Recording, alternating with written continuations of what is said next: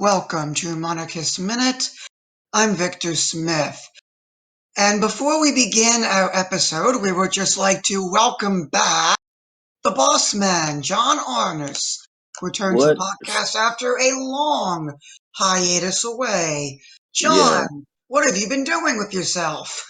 I've been getting through finals and doing things like that. I was super busy. I am actually super busy still, but I was able to scrounge out an hour or two to kind of tell people that hey, I'm not dead. And just be here. Great. Okay, now for our first topic tonight, before we begin, we would like to say that this topic contains things that may not be suitable for young audiences. Listener discretion is advised for this first topic. To introduce the topic, we bring in William Stout. Thank you, Victor. Can you all hear me okay? Of course Yeah. we can. All right. The president or manager or whatever his technical organizational title is of Facebook Community Management, basically the guy who runs Facebook and keeps the community in tip-top shape and makes sure everything on the website works properly, and is, of course, probably also the person in charge of making sure harassment is addressed, got caught in a pedophile sting operation after basically sexting a 13-year-old online. Now, I need you to understand the gravity of the situation. This is a man who's in charge of running an online social media community. He manages it. He makes sure content is appropriate. He does all these duties to protect users, or at least that's what he's supposed to do in theory. We know Facebook is Facebook. But the idea, the sheer notion that a person whose duties would probably include protecting the platform and its users from sexual predators, being a predator himself, sends shivers down my spine. And it should send shivers down your spine too. Thank you very much for that report. If anyone has any quick thoughts on this topic before we move on to our next one, please speak up now. It's just it's ridiculous. And I guess it's ultimately boils down to what are these people doing, and I think it's like across that kind of culture. Like I don't know a lot about I know what happened vaguely, but I do know that this tends to be a problem. Like we talked about Epstein a couple months ago. Why there is this inclination towards this type of behavior among more like Silicon Valley actors, famous people. I don't know why it always comes back to this kind of behavior. Now, that's not to say they're all like this, but there is a necessary trend that if you're in these circles, you're more likely to engage in not even just this, but kind of questionable activities. And I don't know if we should be, we shouldn't be aggrandizing these people, and we shouldn't be. And I guess this fills into the wider narrative of why we should be, enabling these people who in turn enable this activity. It's despicable, and we shouldn't be enabling this stuff. In our ultra-materialistic society, it could be chalked up to an escalation of hedonism. And that is I wasn't going to make that step, but I agree. It's as the wealthy elites of the world have everything, they're constantly pursuing new materialistic pleasures and thrills to satisfy the void that is left by no intrinsic meaning in life. And what can be more thrilling than doing something that's societally unacceptable and then getting away with it?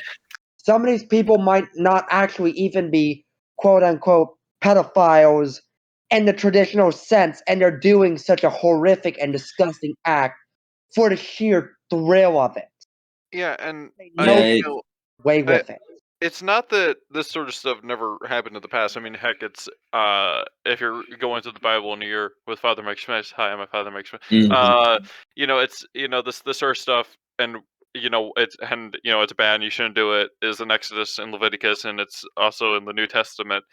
But surely it's a lot more prevalent now. Just the fact of all of this like sexual degeneracy and all that is more common now, and especially amongst the ruling classes. And I think that there's something to be said for the hedonism thing, but I also think that it's still more prevalent among not more prevalent, but it's still increasingly prevalent among people who don't necessarily have as much in the way of much in the way of means.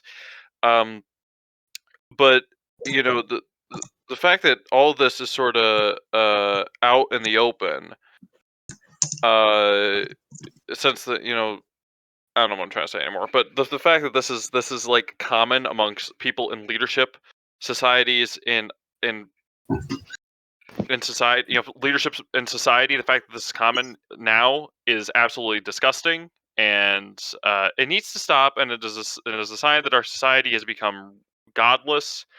And to paraphrase Pope Leo the 13th, only Christ and his just laws can restore any order to society. Yeah, and I think that's what the root of it is. When you turn away from even simple virtue, and you're supposed to be battling against these sinful thoughts. You're not supposed to, you know, be and this goes just for simple sin. When you're in Hollywood, you give into that.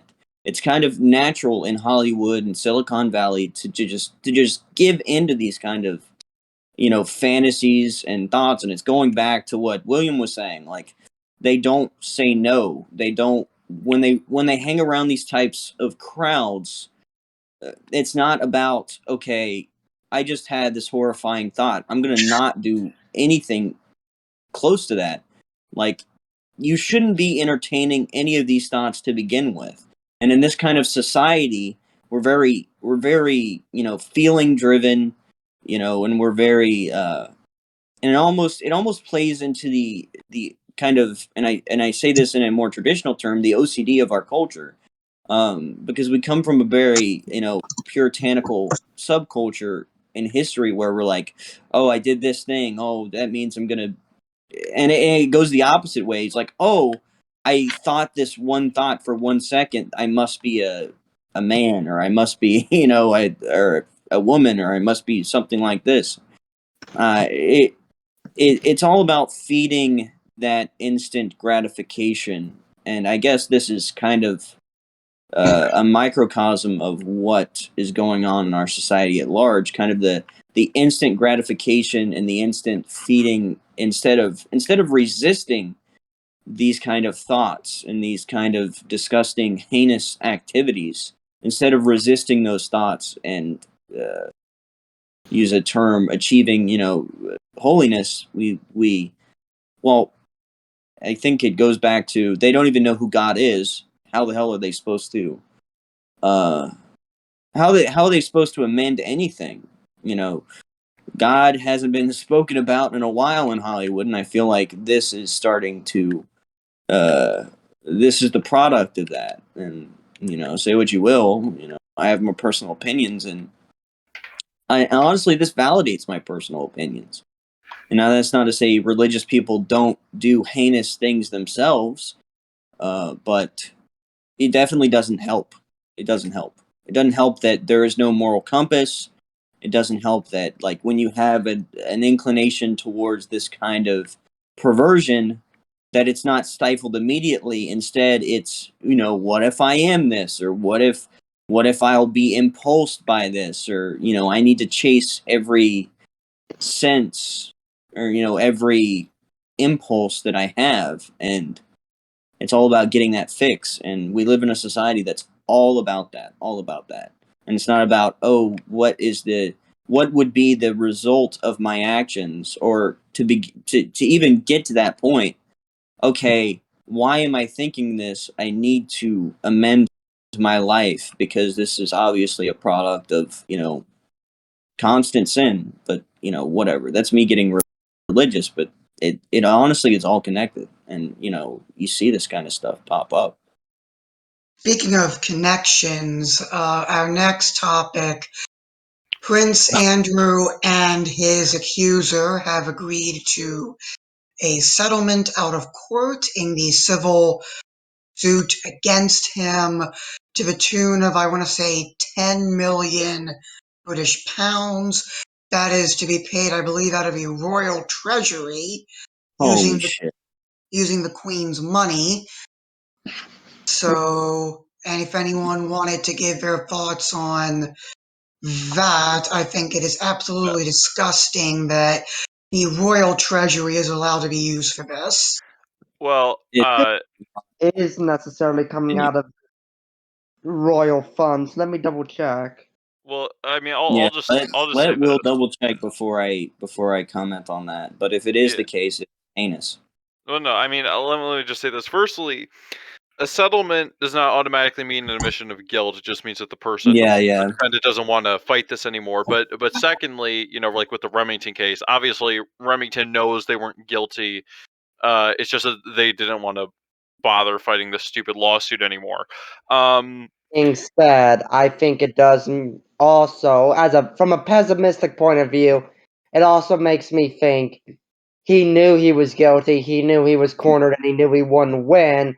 So, in order to save face, he just paid the money, basically to keep her quiet. Well, No. Well, I mean, it could be, but once again, a settlement isn't necessarily automatically an admission of guilt. It could be, but but I'm not saying one way or another whether or not Prince Andrew is guilty or not. But what I am saying is we shouldn't just assume automatically, definitively that he is guilty because he agreed to a settlement. Right. As of 2 days ago, the BBC says the sum is undeclared yet, and the Duke would put in and make a substantial donation. I haven't seen anything yet that says necessarily where the funds are coming from, but the amount that he is paying has not been declared yet. Well, Okay. but yeah, but but this is the thing, right? If it is coming out of royal funds, there is something to be said for that, and how that is sort of disgusting. Although especially well, really in an era where monarchs nowadays are for some reason can have different careers other than being noblemen.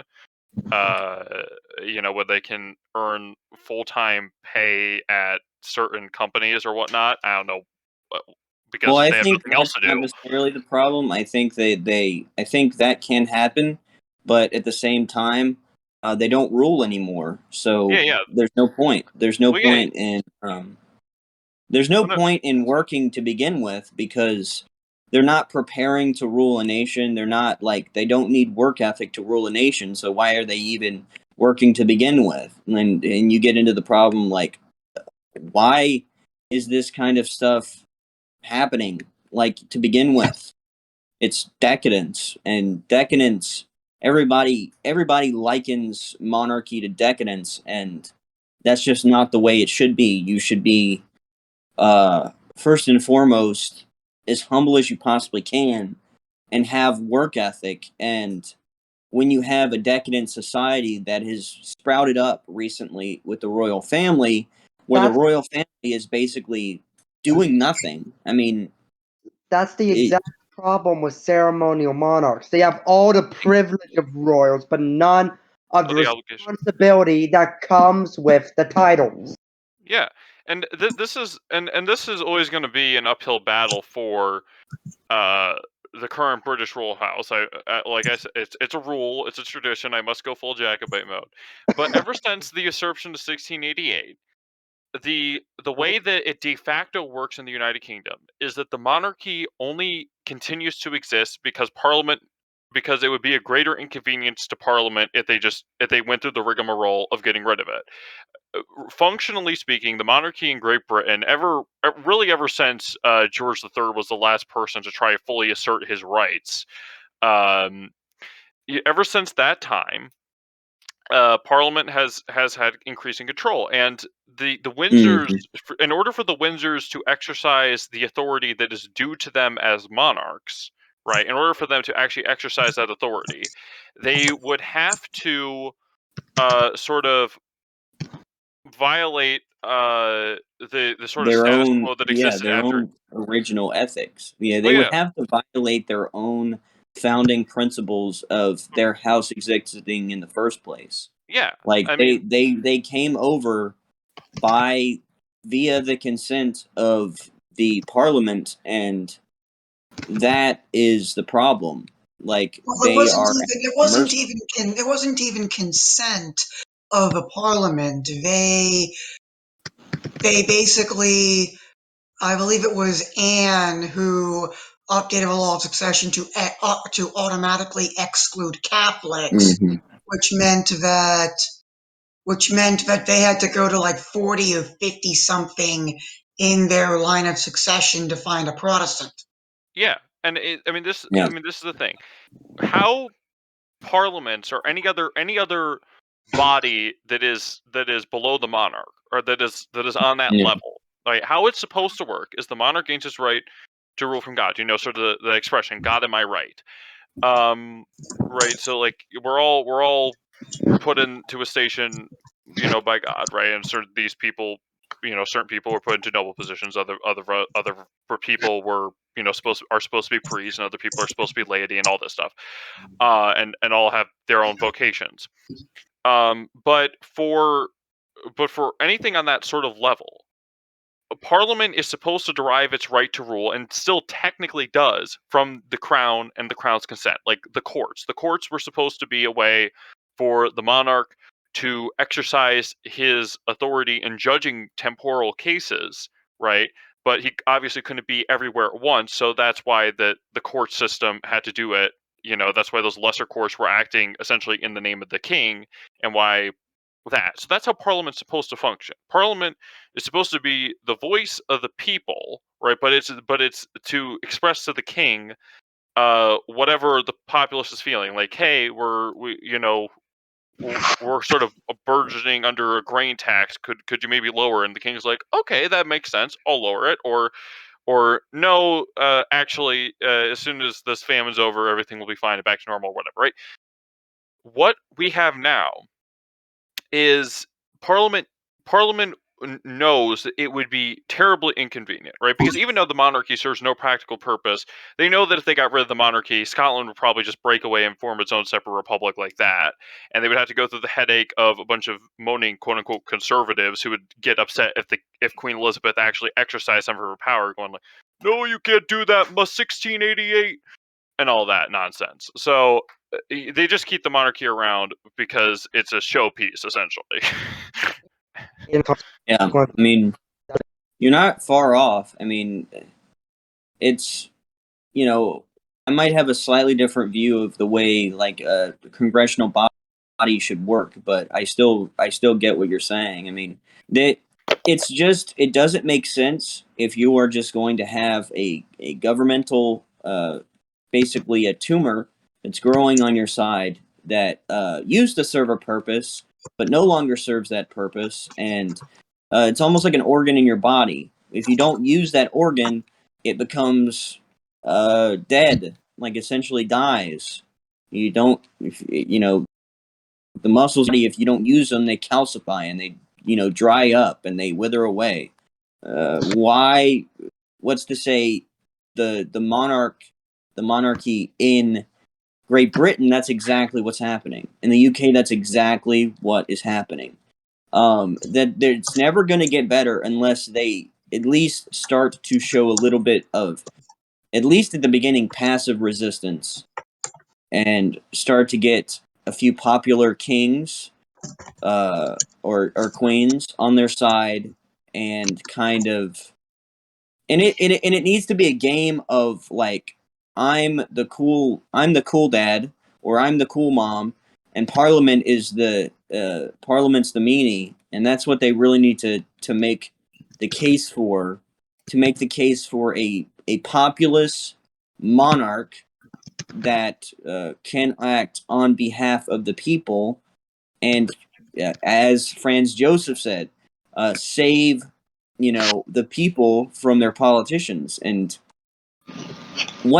that's really the only way I see that to happen. Like, I don't think picking a fight directly with Parliament is the good way forward, but I do think that the House can stand to gain by making a stance known, or being popular, trying to be popular among the populace. And I would say, hopefully, God willing, that I don't know if William can, or I don't know if Charles can make that, or not you, Charles, the other one. I don't think Charles Windsor can do that. Well, I don't really know. Prince Charles. Well, I don't know. Well, maybe William. Our chaplain Aiden Halberg just came in here. Aiden, you had something to say to Jordan about organs? Oh, goodness. It's not serious, but Jordan, that's not how organs work. Well, But I'll say, yeah, your analogy works. Saying that is organs don't work metaphorically that way. speaking. So I mean, well, I'm not claiming to be a medicine man like you. Well, to paraphrase Dr. Nora from that one episode of Frasier, which was somewhat brilliant. If you have a tumor, you say, "Hey, tumor, let's get along and be friends, okay?" No, you take a knife and you cut it out. Well, Breton, your Parliament is a tumor. My heart grieves for you because we are there. Just get rid of it. And speaking of Parliament being a tumor, it really was a tumor back in the mid to late 1700s, which is our big topic of the day, the American Revolution.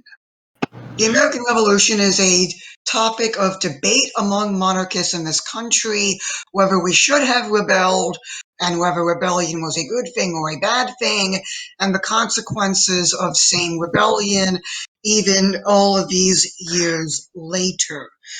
Now, for varied perspectives on certain aspects of a revolution, we will take it first to Aiden, who will give a Native American perspective on what occurred. Then we will go to other perspectives. The Jacobite perspective will be from Charles York. Hello. And we will go from there to provide differing viewpoints on the American Revolution. Aiden, you may begin. How to put this delicately? Well, for one thing, it should be, of course, noted that not all Native American tribes are, well, they're not exactly monolithic entities in their opinions and their viewpoints, Yes. and that's something that a lot of historians forget about, or are screaming at people but aren't listened to. You might recall, for example, during the French and Indian War, some of the Indians were siding with the French against the British, and then there's other natives who fought with the British against the French in basically mini proxy wars that were going on at the same time. Wait, you're telling me that a continent much larger than Europe would have its indigenous people have a wide variety of different opinions, like Europe? Oh. Yeah, I mean, the only difference is that the natives were largely, I mean, depending on the location, but a lot of them were migratory. You know, they didn't stick in one place. Wow. And I all really these white should have paid people come along, and they say, "Hey, you can't come here anymore. We built something here." It's like, yeah, we build things there all the time. What are you talking about? The Canadian Mountie shooting Eskimos dogs. Oh, that was not fun to learn about. What? Oh, so well, what had happened was is that like the 60s, 70s are more recent. the Canadians wanted the Eskimos or Inuits to settle down into like regular settlements as opposed to moving around. So they shot the sled dogs because so it'd be hard. Canada are unforgivable and they should be punished. Yeah, I mean, yeah, that was kind of messed up. That's And Americans think the ATF is bad.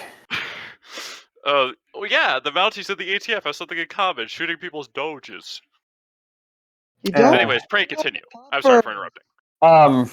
If you were to ask for my specific perspective on the American Revolution, if I were looking at it as a Native American, I would probably say, I mean, it's white men fighting other white men. They've done that ever since they came here. You know, that before why should I care? here. That's nothing new. Exactly. They've been fighting each other ever since they started landing here. Yes, Protestants. yes, and I think it was very important to have that sort of native perspective. And now you can, for lack of a better term, take your native hat off, and we can go to the Jacobite perspective. Charles York, go ahead. Yes, from now on you'll be relegated purely to our nurse. Yes. That's your single personality Oh right boy. now. Anyways, Is that all I am to you? A token native? you're a token nurse kid. I forget South Park and token black kid. Now we just have token profession. There we go. Okay, We're let me simplifying. go wipe off my war paint. Let me go put. Oh, we're just looking to get canceled. Anyways, I'm actually native. They can't cancel me. All right. He's immune. He is the minority. They cannot cancel him. Oh, anyways, so I can prove that I'm native. I'm not Elizabeth Warren here. You know. the last. I got a document saying and tribal registration and everything. Oh, for This podcast is probably more Native American than Elizabeth Warren, except for maybe Charles. Christoph in the audience there. Apparently, he's a native. So before, he just left. I was going to ask if he wanted to join, but apparently he just disconnected. Anyways, so the Jacobite perspective on the American Revolution. Well, it's sort of a stuck between a rock and the hard place sort of dealio, because on the one hand, you really don't like the Hanoverians because obviously, and on the other hand, you don't like the rebels because they're essentially just a bunch of Whigs, and so essentially, it is the equivalent of two things you don't like fighting against each other. But in the defense of George III, George III is of all the usurpation monarchs after 1688, the ones who've actually sat on the throne, George III is my favorite because he was the one who most lived up to the notion of what the monarchy in Britain was supposed to be, and he tried to anyways. He never fully got there. He never became Catholic, but he really tried to get Parliament under his control and do it in a way where he was actually fair, right? And one of the complaints that we don't really learn about in the history books and the mainstream American history books was still valid, was that the king, because of royal charters and whatnot, was able to arbitrate disputes and decide in favor of certain people. So there was I can't remember the name of the tribe, and I can't remember even the state, but I think it's in present day Maine, so at the time Massachusetts. There was a group of one of the Indian tribes, and they were upset because of something or other over the settlers, and so they appealed to the king, and the king's like, hey guys, could you maybe not mess with these people because they didn't really do anything or whatnot, or their grievances were valid or whatnot. And there was also, and even when the king himself didn't directly get involved, the royal governors, who actually wielded power, but unlike the modern governor generals in Canada and Australia, and well, he did once, but unlike those governor generals, these royal governors did wield power, and the poorer citizens of the colonies who didn't have a representation in the colonial legislatures could go to the royal governor and stop those laws, which the oligarchs who started the revolution didn't particularly care for. So George III really was trying to be what a monarch should be, and really of of and one of the things that the colonists really didn't like, and this is something that as a Catholic in the United States, I think that we should all get a little, upset about when we read the Declaration of Independence. They were upset about the Quebec Act and, low church Protestants being low church Protestants. They were afraid that the king was going to try and establish Catholicism as the state religion. Because I wish. Yeah, I know. how dare the French Quebecers have the right to the land that they settled in the first place? First it's pronounced Quebecois. But anyways, And I don't know, Quebecer sounds like a type of duck. intolerable act being the It almost sounds like a slur of some kind, really. Perhaps, Well, and I'm attempting Insert to. joke about the French not deserving rights here. It is a. Joke, for the I'm record. attempting to get Christoph Billung up here because he wanted to talk about the regulator movement in his native Western North Carolina, but he's not coming up here. So for the next perspective on the revolution, we will take it to William Stout. Will. Okay, first of all, a little lesser known fact about the Revolutionary War is several of the intolerable acts are actually really bogus. Now, when I talk about the American Revolution, I am actually pro-revolution, but I am pro-revolution not from the traditional American sense that we needed to overthrow the tyrannical British, the king was evil, Britain is evil, for liberty, for life. No, I look at it from the perspective that Scottish philosopher and economist Adam Smith did, that the main justification of the American Revolution was economic. Now, first two things we have to set aside are two of the intolerable acts that I think point to this most. And that was the setting of the Proclamation Line in the Appalachian Mountains and the denial of French Canada. Due to their participation in the 7 Years' War, the colonies were promised French Canadian and native lands for continued colonization and settlement. These promises were eventually revoked and ignored entirely because the British government wanted to seek peace with the Native Americans and protect the sovereignty of French Canadians, which is completely reasonable, I will state, as these people lived on the land and had full rights to the land. But this begins to set in motion the problem in the colonies at the time the revolution happened. The revolution was primarily caused not by political triggers or philosophical triggers, but by economic triggers. And that, just like most of the other problems we see in other British colonial expeditions and what's the word I'm looking for? colonial enterprises. Enterprise, thank you. Is that they tend to treat them like ATMs. And this chalks up partly to the way mercantilism worked at the time and how all European powers saw and treated colonies. But basically, the British government, being Parliament, not the king had no power to affect this or level taxes in any meaningful way, saw the colonies not as subjects or citizens that were dependent and that they were obligated to protect their interests. They saw them as a source of cash. And the British government was willing to continuously extract cash regardless of the consequences to the people who lived in the colonies. We saw this with taxation, we saw this with the stagnation. At the time where unrest began brewing in Boston, mass unemployment was commonplace. Farmers were losing their properties, craftsmen were losing their businesses.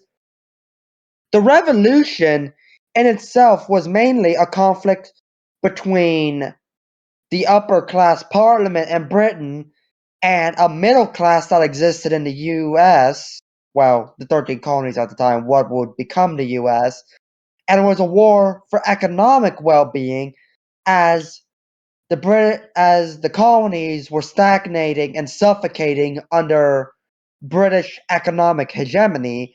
They weren't allowed to grow, they weren't allowed to seek new resources, they weren't allowed to seek new opportunities or enterprises. Their businesses were continuously being squandered and suffocated by partly British government owned corporations like the East India Company and their monopoly. So I believe Monopoly. sorry, that the revolutionaries were completely justified on the fact that not that the British government refused to provide them the right to liberty, but they refused to provide them with the right to prosperity. Very, very materialist of you. And No, oh, joke. and I will bring up a couple of comments that have been made. Our art head said that he believes that if Hamilton had lived, the U.S. would have become Venice or Novgorod 2.0, which is something that we should really think about and take somewhat seriously. We should take I that possibility. Anyone have any thoughts on that? And then I have another comment to make I from somebody else in the chat, and I then I have my own perspective. I I am mean, not. truthfully, oh, Yeah, I sorry, gotta go add ahead. mine too. No, I am not Oh yes, the most. I'm not as big of a fan as Hamilton as I was. I probably went through that phase that every American monarchist was or is at some point, where it's like, oh, Hamilton was a monarchist based. But I don't see America becoming in really any timeline us becoming a second Venice, versus because some of the principles that animated Venice, or Novgorod for that matter, weren't present in our puritanical society.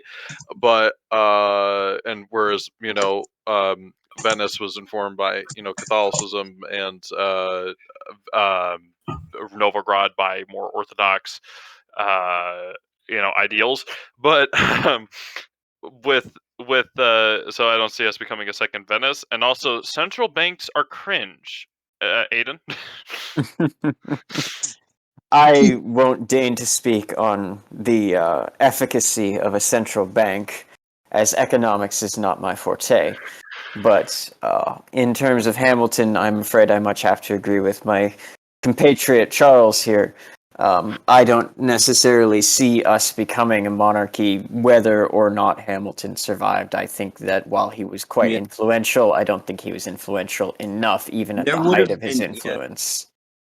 for We that would have to had a had stronger central government, perhaps, but not a monarchy. for that to have had happened, we would have to had an entirely different justificational ethos. Like our entire maybe you could say that and Charles is gonna love this. Maybe if the Bonnie Prince came over to the New World, and maybe if there was a more conservative movement in America, it might have been a more reactionary kind of movement against the British crown, but I don't see it going down the way it did.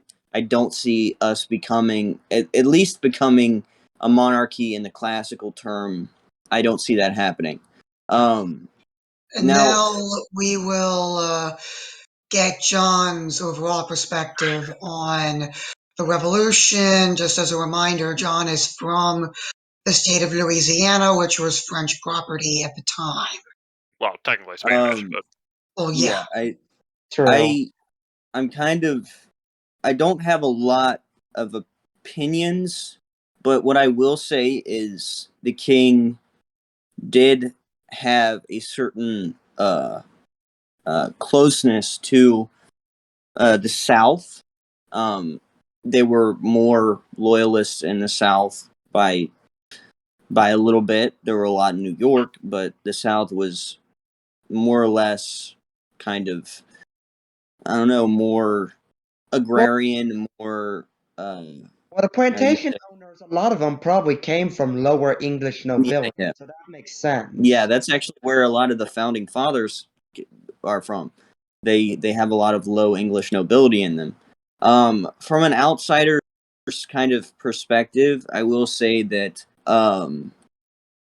the the British were a lot nicer and more subsidiary minded with Catholicism, and I do like that. I do think that, and I believe Charles Columbus pointed this out, that majority in areas where there were rural Catholics, there were more loyalists than anything, and I think that holds true. Where okay, I Yes, think and what Catholics would and sorry.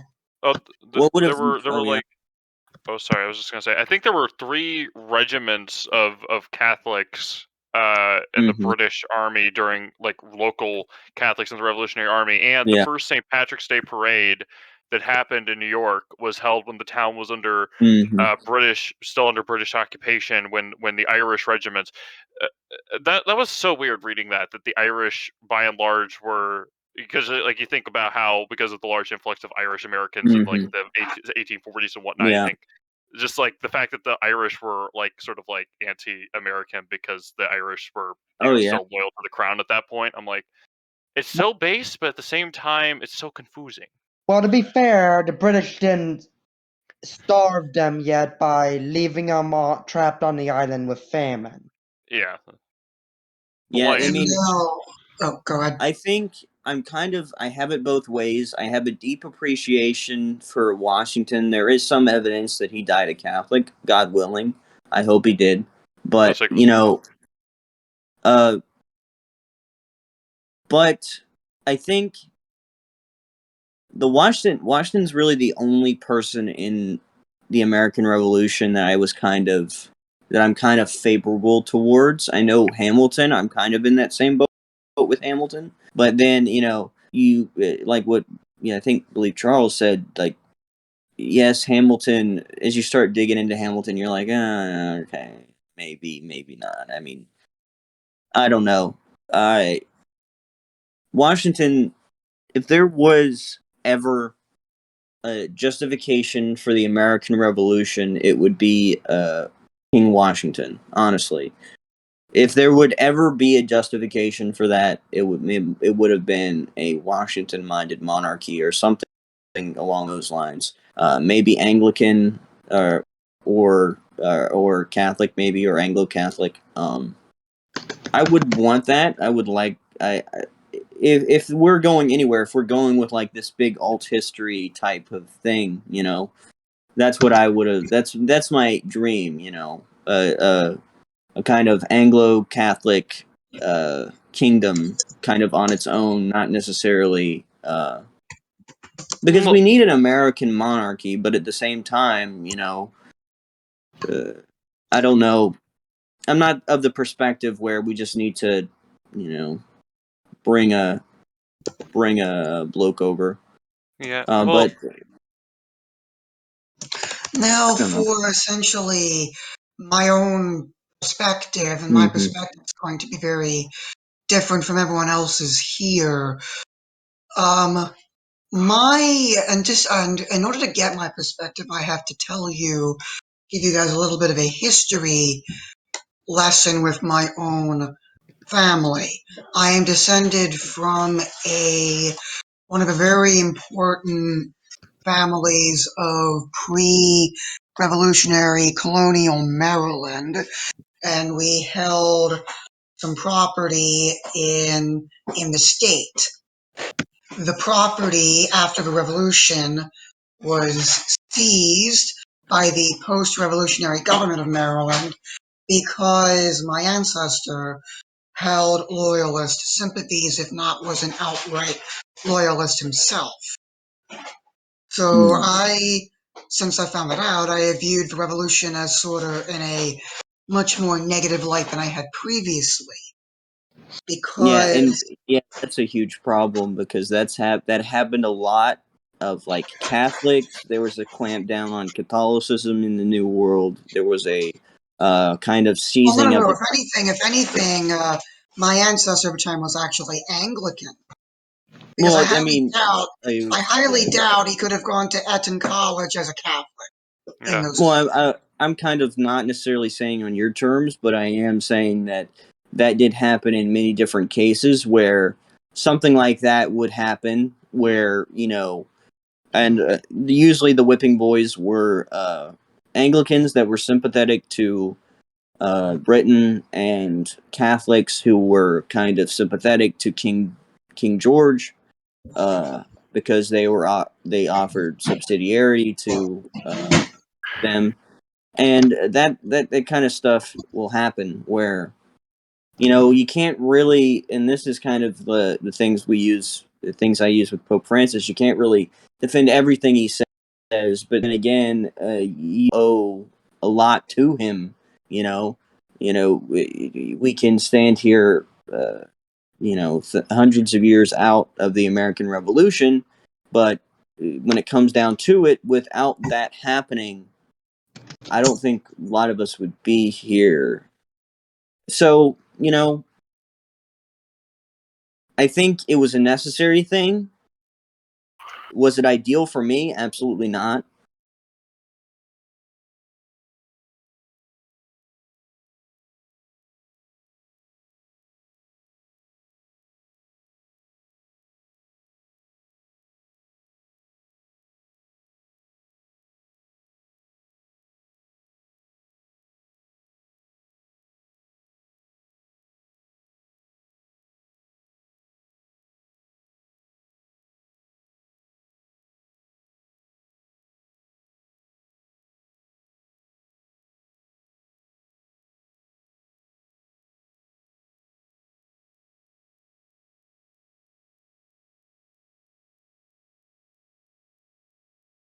I said, Reading about the seizure of the property, it really hit home, and I was informed after that the family, because of that, scattered.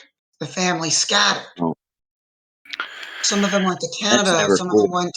Some of them went to London, et cetera, et cetera. The family sort of scattered from there because they had nowhere else to go. One of them actually went to what is now Northern Virginia and kept the line going there. I am descended Oh, from that particular person who decided to basically stay, for lack of a better term, stay behind. But the it's really strange how learning about your genealogical roots can change your opinion on a topic that you hold to be yeah. one of the founding moments of your nation, and something that up until then is really, really sacrosanct for you to be positive about. Yeah, it's over time it's become more of in my mind, a necessary thing that I owe my existence to, but at the same time, it should have gone down differently. I wish it would have gone down differently. I kind of don't hold to it in like, oh, it was good and it happened, and that's kind of the things we have to face in history, that, it happened. Could it have happened better? Absolutely. It probably should have happened better. But at the same time, we owe our existence to it for the most part. So We do. it's kind of the dilemma. It's kind of the dilemma that we have to face as monarchists, first and foremost, in a Republican, and I say that with a the Republican governmental system. We kind of all have to say that with, like, America is the place we're born. It's kind of, for me, it has a special place in my heart. But at the same time, it can be better, and it can be improved upon. So it's True kind of the patriot. same thing. Well, true patriotism, and Charles Columbus says this in his book Puritan's Empire. I'm sorry for cutting you off, but he says Yeah. this in Puritan's empire, patriotism means evangelization, and to love your country and to be a patriot is not to whitewash and blatantly defend every single action that the fatherland has ever committed, because the U.S. government has we certainly know this, that the U.S. government itself has not been good, and and also to paraphrase Charles Cologne, maybe we're not the shining city on a hill, maybe we're not the last best hope of mankind, but so what? This is the land of my fathers. I have a little bit of my family roots, or anyways, are colonial-ish. Some British colonel married into the Dutch part of my family, although I found that out after I already had royalist sentiment. I wasn't necessarily full-blown royalist at the time, but if I remember correctly. But anyways, no. But I mean, so this is the country where my fathers were born. This is a country where my fathers were, died, and this is the country that I was born into. And as a Catholic, I have an obligation then to see this country become the best that she can be. And that means doing my best to make her Catholic, and doing my best to make sure that her government is most in line, and most able to fulfill what the church teaches. So that doesn't, and so that means I can be proud that we beat the Nazis and whatnot. That also means I can be critical of FDR with his illegal actions of Lend-Lease, of how that was, and I can, so What do you mean a legal action of A situation for a different yeah, podcast. We'll talk about Lend-Lease on a different day. but anyway, we have a question. Would an America dominated by Catholic Spain or France be better in any realistic sense? Of course. Would an America dominated by I can Spain or France be better in a realistic sense? I can kind of answer that. There's different ways that many of the colonial nations went about colonializing. And with the English, it was very much land oriented. So, and that's the reason why England was so condensed in the 13 colonies, was because they wanted land. They didn't want people to govern. They didn't want anything like that. Now, on the opposite side, you have the Spanish, that contained a wide variety of natives that commingled, and that's where you get Mexican, that's where you get Central American, that's where you get that culture from. The intermingling of Spanish and Native American, because that was the way Spain did it. Really, they saw it as we're annexing you, we are vassalizing you, we are making you kind of under new management. But with the English, by and large, they get off our land, that kind of thing. So that's the difference between, and then of course you have the more friendlier interactions with France and the natives, which I don't think they would have been denser. I don't think they would have been as populous, but eventually it would have picked up. But I don't think it would have. Maybe religiously speaking, you would see a Catholic nation, but at the same time, you would see a nation that was mostly native with kind of Creole, basically Creole. Ran America would be phenomenal for the natives. Yeah, well, I mean, the thing is that the question sort of raises it would really only be America in the sense of geography, not in any sort of political sense. But the way that the Spanish and French ran things, it was, as long as you were Catholic and you had allegiance to the king, then your ethnicity didn't matter. And with us, with our Anglo forebears, that was sort of different, because the English came over here in much more numbers, partly because merry old England wasn't exactly that much of a merry place after the Protestant revolt and all that stuff that happened. Part of the reason was the way the English governed their colonies. I watched a video about this a while back. The big thing about Spain and the reason why Spanish colonies in Latin America wasn't as developed as the 13 colonies in the US would come to be is because when Spain came over to the New World, they brought the encomienda system. And the encomienda system was basically a transfer of feudalism that they just transplanted into the New World. And Spain was a real, I guess the term would be idealistic colonists. They saw theirs as a continuation of the Roman Empire. This was their own beliefs on the subject itself.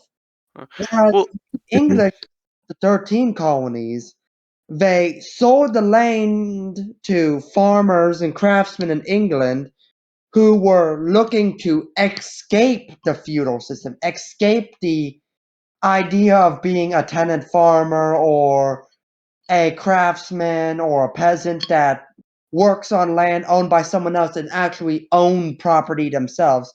And that's why they were so successful, because they came with the promise of land, and that made the concept and the idea of colonizing in the Americas much, much, much more appealing, because the colonists were actually getting something positive out of it. and I mean, and just and more people came over, so naturally, even ignoring that, the way that it would be run is different. But in terms of the question of whether or not our country would be better, whether it's the Spanish or the French or alternate Catholic English or whatever, or glorious Irish dominated dominated British Isles, where Dublin becomes the capital of the world, the capital of world finance. Anyways, it's what would make a country better than in our timeline, whether it's America or anywhere else, is what the populace there, how well they adhere to God's will. And in that sense, I'm not saying that France and Spain were perfect, but theirs was a society that better adhered to God's will by virtue of the fact that we aren't supposed to just straight up kill people and whatnot. The fact that in the New World in Spain, in New Spain, there was that indigenous population that was still there, and they were, and until the revolutions in South America, they were a important part of the governance of the country. And then of course they had their revolutions, and then as I stated, I think in the last episode, the episode before, the white colonial oligarchs basically decided to, not basically, just they decided to take over and rule for themselves, and they sort of dismantled those local native hierarchies, and that's when they became something of a backwards political force. But hey, that's what Masons do to your country. But anyways, so The M word. okay, look, okay, just look. I know that one of your relations or whatever was a Mason. One of mine was too, right? The Protestant line of my family It has had. nothing to do with that. It's just the idea of Masonic conspiracies. It's not that I'm saying it's a conspiracy, but what I am no. One of the fundamental tenets of Masonic whatever is conduct over creed. So but that's nothing to do with what I was saying. But anyways, I can get into Masonry an entirely different time, but essentially, they're kind of cringe. They're sort of naturalist, and that's kind of cringe, bro. But anyways. And other discussions that have been having in the text chat, stuff about how our American government is incompetent to do anything other than create or chase neo-Nazis? What? Create or chase? What? Create or chase. Oh, what are they saying that? What? What do you mean? What? I'm referring to a conversation that's a little bit up in the VC text chat. That's what I'm referring to. August Steiner and Kay. Well, the creation, the fabrication of an entire group of people, and then chasing that entire fabricated group of people is the topic of many science fiction novels, where people will create androids and automaton and stuff, and then decide that they don't want them and destroy them. I'm waiting for somebody to actually find the context, because we'll just waffle on about old sci-fi. Let's move on then to another topic. Sure. What? It sounds like 1984. You fabricate an enemy, and you have the entire population live in fear of them. We were always at war with Eurasia. Very good.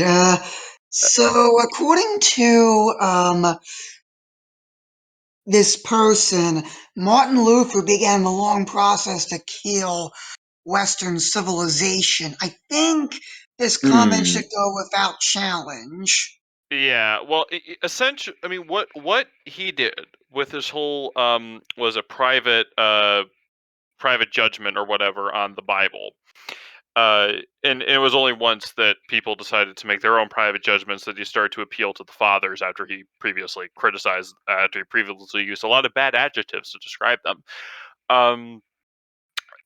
What that opened the door was when you get rid of the need, quote unquote, get rid of, quote unquote, the need of for a hierarchy that has a right and has the responsibility to determine what scripture means and what scripture, right, which is very kind of important that you get this right.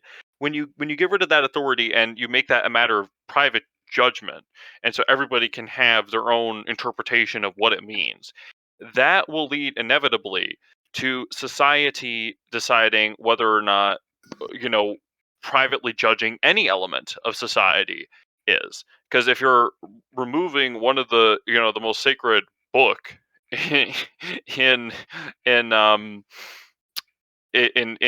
civilization, and you're saying that that can be judged for oneself what it means, and we're not going to defer to any sort of actual authority on the matter, it's just whatever you want, then suddenly everything in it, so suddenly the morals that are taught in the books, and how this is immoral and that's immoral, well, I think that's a matter of private judgment, so I'm going to say that this is now okay to do.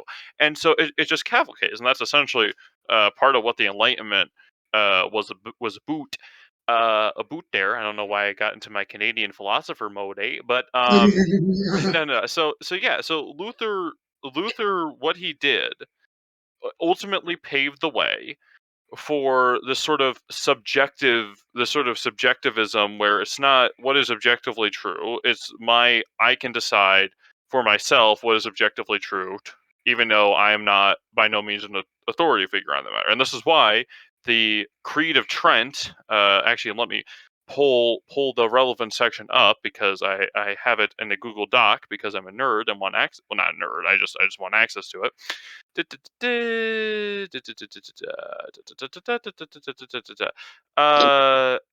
I most definitely admit the embrace the apostolic and ecclesial traditions and all of their observances and constitutions of the church, and I also admit that Holy Scripture, according to that sense which our Holy Mother the Church has held and doth hold, to whom it belongeth to judge the true sense and interpretation of Scriptures. Never will I ever take and interpret them otherwise than according to the unanimous consent of the fathers. Okay, this. Oh, slower, please. I'm sorry. Essentially, this had to be put in a creed. Now, the Catholic Church has 4 creeds, right? And of what is true, right? And the creed is something that a Catholic has to believe as necessary for his salvation. And this had to sort of, and it's sort of, in hindsight, it's sort of weird that this had to be made obvious, because up until Luther, everybody just it was just sort of the general assumption amongst Christendom that, yeah, the fathers interpreted this way, they're right, and okay.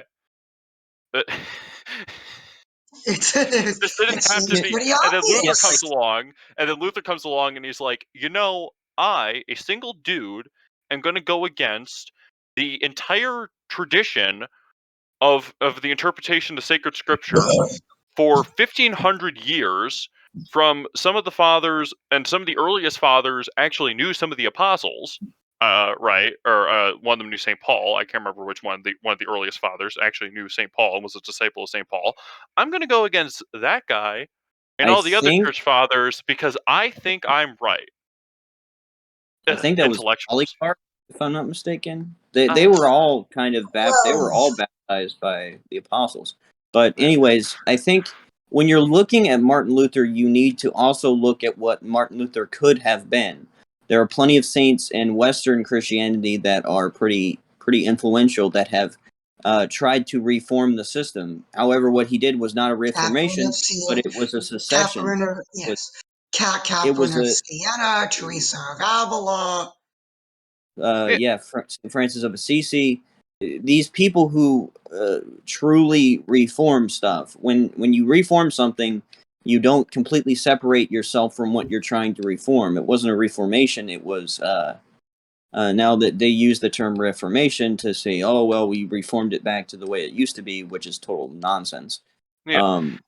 And I do think that if he would have stayed within the confines of the church and probably he would have been martyred more than likely, which happens a lot, unfortunately. But he would have gotten his way, and I think God puts stuff in your mind like that to kind of embolden you to be a saint. And unfortunately for him, he took that and did what you don't do, which is separate yourself from the church, the communion of churches, and you just go off and do your own thing, which is not what Christians usually did. And of course, this comes from a long line of damaged relations between the East and the West before that point. But the Reformation is kind of, a product of the Latin Rite being on its own, being its own thing for so long that it kind of has to. And I think that ultimately stems from, the Pope being no longer the source of unity among all the apostolic churches, but being the Pope of Rome, like only the Pope of Rome, meaning that he had jurisdiction over the Roman Church, and then so he's basically the head guy entirely, and that kind of attitude, though it isn't bad, in context with the universal church, when you have that separation, it becomes easier for kind of practices that need to be called out to be called out, and certain things like that needed to be called out. But when you have a person like uh, uh, Martin Luther, those things wind up getting ridiculous, and then you have Lutheranism, which by its own right should have been, it should have been something completely different. But Martin Luther, in his humanity, accepted his humanity and let it, or not his humanity, but let his primal, kind of sinful nature get the better of him, and then ultimately rebelled against the church, which, Had had And had the had things gone. fun fact, there were more martyrs in the 20th century than in the first 19 centuries of the Christian yep. church combined. Yeah, and that is a result ultimately of what Luther had done, and you know, it is sad to think because had Luther not had he more fully joined himself to God's will, and had he not um let essentially the devil corrupt some of those reform ideals, rather than saying, hey, indulgences, rather than saying, hey, he went from, hey, indulgences should be reformed to just throw them out entirely, which is another thing in the Creed of Trent. I also affirm the power of indulgences was left by Christ and the Church, and that the use of them is most wholesome to Christian people. But Mm. no, but I mean the had he attained stuck to unity of God's will, or Lutheran nowadays Lutheran just may be an order of priests in the same way that you have Yeah. Benedictine monks or whatnot, right? But sadly he Or didn't. about, I'm not sure about that being an order of priests. Remember, No, monk. Maybe a school of Luther, thought, maybe like a Martonian or whatever school of thought, or Lutheran school of thought, or Lutheran school of theology, kind of like the Aquinas school of theology and the Paulinite school of theology. It would have probably ended up like that. I don't know if there would have been an order founded on him. There might Yeah. have been if he maybe founded a new order or something like that. But I don't know, but the corruption of the best is the worst. and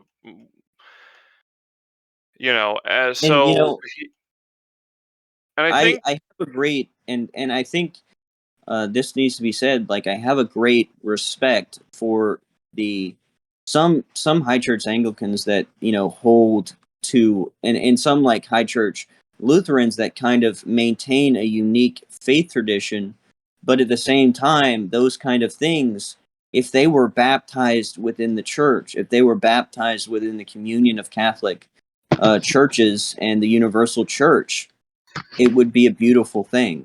yeah, Um, it would be a wonderful thing having the Sarum Rite return, or have Lutheran services be masses again. That's something that for me as an Eastern Christian, I hope for the reunion of the Orthodox and Catholic churches. But then I also, as a result, after that is done, I hope for the recommunion and refitting of those different faith traditions being rebaptized in Christ. And I think that's ultimately the goal of the church. And when you have somebody that separates, and you can bring that back to 1000 AD or 1200 AD. Usually, it's human things that they say, well, fine, I don't want to be with you anyways, or I'm going to excommunicate you too, and this kind of thing where it's almost like a divorce, yeah, proceeding. We don't want to and ever divorce from one another in the church. I don't think that's ever should be what happened. But unfortunately, us as humans, it was told to me by a priest friend that I have that on Earth, or this is actually my home priest, on Earth, you know, God looking at his church, it's one body. But on Earth, we draw these human distinctions, and that's not me saying, oh, there's an invisible church. But apostolic churches with valid sacraments and all that kind of stuff belong in a supernatural sense together, and it's only in our humanity have we drawn distinctions between the two. And I think that can be used to add why we already did reforms. We reformed indulgences, we made them more uh theologically correct. They're no longer get out of jail free cards. They're well, they never were. indulgences are supposed to be theologized, or something like that. I probably, that's not a word, but you know what I mean. Like they're supposed to be pointing to Christ, and I think that's what needed to happen. But Martin Luther didn't have to tear himself away from Mother Church to do it. Yeah, and and let's and sorry, I might have cut somebody off. That person, whoever that was, I imagine it was Charles. You can make your point, but then I want to move on to a more fun topic to close us off. oh, okay. I like funness, but I mean the question ultimately of schism and whatnot, right? So the Protestants, you had heresy, and I think it was St. Thomas Yeah. Aquinas said objectively heresy is worse than schism, but subjectively schism is worse than heresy, right? Because Mhm. both the heretic and the actual lowercase o orthodox person both believe they're doing God's will, right? The heretic Yeah. obviously is wrong, but with the schismatic, it's not an issue of theology. it's an issue of human humanity. pride and whatnot, and I think it was the current what is it called, Patriarch of Moscow, who said that schism is like a divorce, and divorces are wretched things, and there's nothing that That's very ironic yeah. coming from the Patriarch of Well, Moscow. yeah. Well, Continue. yeah, it's Mr. The Russian Orthodox are a little more harsh than other Orthodox, thinking that anything other than Orthodox baptism isn't I isn't could valid believe or that. I whatnot. believe that from His Holiness the Ecumenical Patriarch of Constantinople, but not him. Yeah, well, I think he was referring specifically, I think, to the how Ukraine was trying to form its own separate patriarchy, because Orthodoxy's a mess, and it's almost like there needs to be one guy in charge of these different, so that these different patriarchs don't end Well, up in a not squabbling mess. necessarily. I think there needs to be a supernatural symbol of unity to unite the entire church and to make clear unclear things. And I think that's the role that the Pope of Rome Yeah. fills. Yeah, but Yeah, well, I mean, and to kind of rephrase that in an Eastern perspective, and this is from the mouth of JP2. The Pope is seen, even by Orthodox, to be the primate, the not only the first among Primus equals, inter but the primus inter partes. the symbol of unity among the church. But the fear among Orthodox is when they re-enter communion with the Latin Church, that the Latin Church will then try and Latinize them. That which will hasn't try and happened. yeah. Well, I mean, when you have, now there are physical separations because you have Pope Francis doing something heretical one day, and then you have Latinizations in Byzantine Catholic churches, and then which is not the primate's fault, is not the Pope of Rome's fault, because a lot of them tend to try and do it in spite of what JP2, Benedict have all said, that that's not a thing that you should do as a Eastern Christian. You should live authentically Eastern. It's just a whole bunch of physical separations, and going back to the Martin Luther thing, it's a big physical separation that then becomes theological, and then when you don't have an apostolic church, it just becomes hyper humanized, and that's where you get what you have now, where it just keeps fracturing because the tying of humanity with your religion is a very bad thing, And at least in this context. well, just to wrap off what I was trying to say, but it's just that with our schism with the Orthodox, there's nothing that goodwill on both Mhm. sides couldn't solve, right? I mean, it Yeah. wouldn't. It's, I mean, right? It's going to be a hard pill to swallow for the Orthodox, for the exception of papal supremacy and not just papal primacy. But what and stuff. But and there is some bad blood that needs to be forgiven. Like, we need to forgive the slaughter of the Latins in Constantinople, and I mean, the Pope at the time did excommunicate those responsible for the Fourth Crusade. But that bad blood that existed even as recently as under Soviet times, back when the Soviet government tried to got the Russian Orthodox Church to try to absorb the the Ruthenian Greek Catholics, and that whole nightmare that resulted from that. It's just. But goodwill has to exist on both sides, and we have to acknowledge that there was human frailty, but we shouldn't let past human frailty uh, get rid of unity, because schism is just a wretched sin, and Mhm. we need to do all in our power to end it. And Yeah, and now the East wouldn't use the term. Now here's the huge thing that both Orthodox and Catholics kind of get mixed up on. Papal supremacy, or papal supremacy and papal primacy are the same thing. They're just interpreted different ways. Because papal supremacy obviously solely exists within the Latin context, and then papal primacy, it's still the same, theological term, but it's looked at in a more synodological way.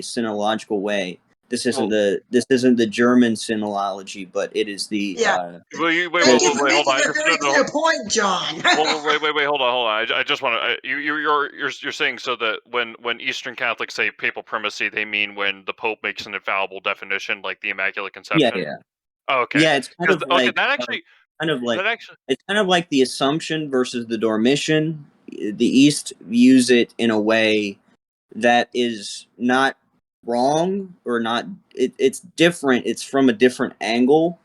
But I think the goal of the Eastern Christian life is to not call the West heretics for using a different term or describing something in a different way. That a Greek Orthodox priest called Pope Francis a heretic to his face.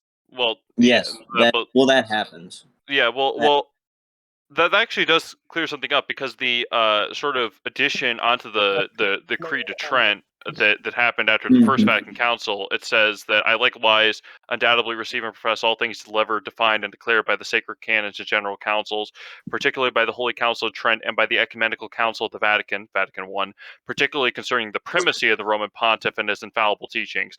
And I was kind of confused as to why it used the term primacy. I thought, is that some translation thing, or I don't know, but I guess that clears that up. I mean, it's ultimately, when you whittle it down, it's just a different, because there's no terms like transubstantiation in the East. There's no terms like that.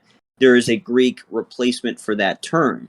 Now, that doesn't mean that it completely invalidates each other, and I think it also boils down to things like the Filioque, which we're getting into uncharted waters here, but it ultimately boils down to that Yes, basically semantic.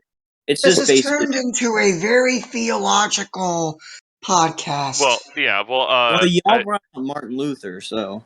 Well, yeah, I mean, I think, correct me if I'm wrong here, but the reason why Eastern Catholics, even to this day, don't have the Filioque is, when they recite the Nicene Creed, is because the Greek translation has heretical implications that don't exist in Latin. Yes. Yeah, it adds now in I believe the gospel, it had God, Jesus bringing forth, preceding the Holy Spirit, but in the Greek, and the Son would be translated from eternity, which is not what it's a heresy. So kind of like so it's basically semantical problems, because in Greece, when you go into a Latin Rite church, they will remove the Filioque in the Greek. Because the translation doesn't make sense from because a it doesn't Greek perspective. This is why it's helpful. I'm not saying that all the Byzantines should start using Latin in the liturgy. I'm not saying that, but it is sort of helpful. How the heck did we start talking about Martin Luther and the consequences in Western civilization and get into a deep Catholic theological discussion? Because ultimately, and I'm well. First, let me just say what I was gonna say. It was Dang it, you derailed me. But anyways, no. Actually, no. Okay, it is beneficial, I think, for the entire church to have at least some understanding of Latin as the universal mother tongue. Obviously the Greek Catholics should still learn Greek and whatnot, but if we're getting technical, Greek is a rather new invention. Latin is a rather new invention to the Western Church. It was only codified in the 1500s, and before that you had Greek as basically the tongue of the church until Latin was adopted as such. Now that shouldn't be said as the kind of demote Latin, but what does that say is we're a church of many tongues, and we shouldn't favor one over the other in kind of this weird, well, I speak Greek, I'm more holy than you, or I'm I go to Latin Mass. I'm holier than you. I think Yeah. when we attach kind of Latin or Greek or something like that to kind of like a theological position, we're making idols out of discipline, and I Well, don't think we do that. I don't think that's I mean, helpful. I know we're probably itching to move on to the fun thing, but I'll just say this. My point was it's just more beneficial from a utility standpoint if everybody has at least, whether it's Latin, which I prefer because until recently everybody was just sort of like, okay, but or whatever tongue it is, it would be beneficial just to have one thing, because that way when we do translations of these terms like into the vernacular, right? So we say Mother of God, but if everything was still Greek oriented, we would probably just be saying God bearer when we say the Hail Or Mary. So Theotokos. yeah, In so as opposed to March or Date. But Well, anyways, is important. The vernacular is important to keep the people knowledgeable of the Word of God and kind of in a specific term. But yeah, moving on to the fun thing. What is it? What is it, Victor? Yes. Well, I'm glad you asked. I wanted you guys to give your opinions on certain names of people. These people happen to be professional wrestlers Uh-oh. that have either won Oh man. or were in the top 10 of the awards handed out by the Wrestling Observer newsletter for the year 2021. First, the Wrestler of the Year, as voted on by this newsletter's subscriber base, is a man named Kenny Omega. So he's the is that supposed to mean he's the be all end all of wrestlers? Because Omega. But also when he first said, "Oh," I thought it was gonna be something like O'Malley or No. no. Okay, so what's your Omega? I don't like it. Not that I don't mind the Greek undertones. I think that adding a little bit of Greek to everything would be a benefit. See, I can ecumenism. Anyways, no. So the I don't know. It's kind Oh, of Damien has his hand raised. yeah. Does this boy have opinions on wrestler names? How did we go from discussing churches to wrestler names? Honestly, Because I wanted to you're do getting because I wanted to do a fun topic to close us off. Better question, because this happens almost every week.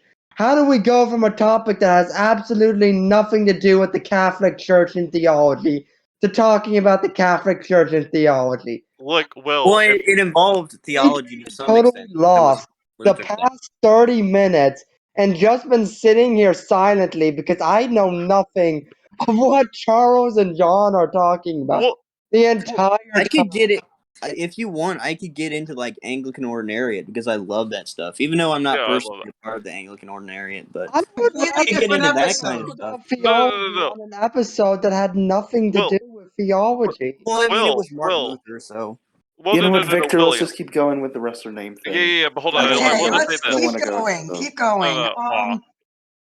The person that finished number 4 in this category of Wrestler of the Year with an interesting name is, oh boy, Utami Hayashishita.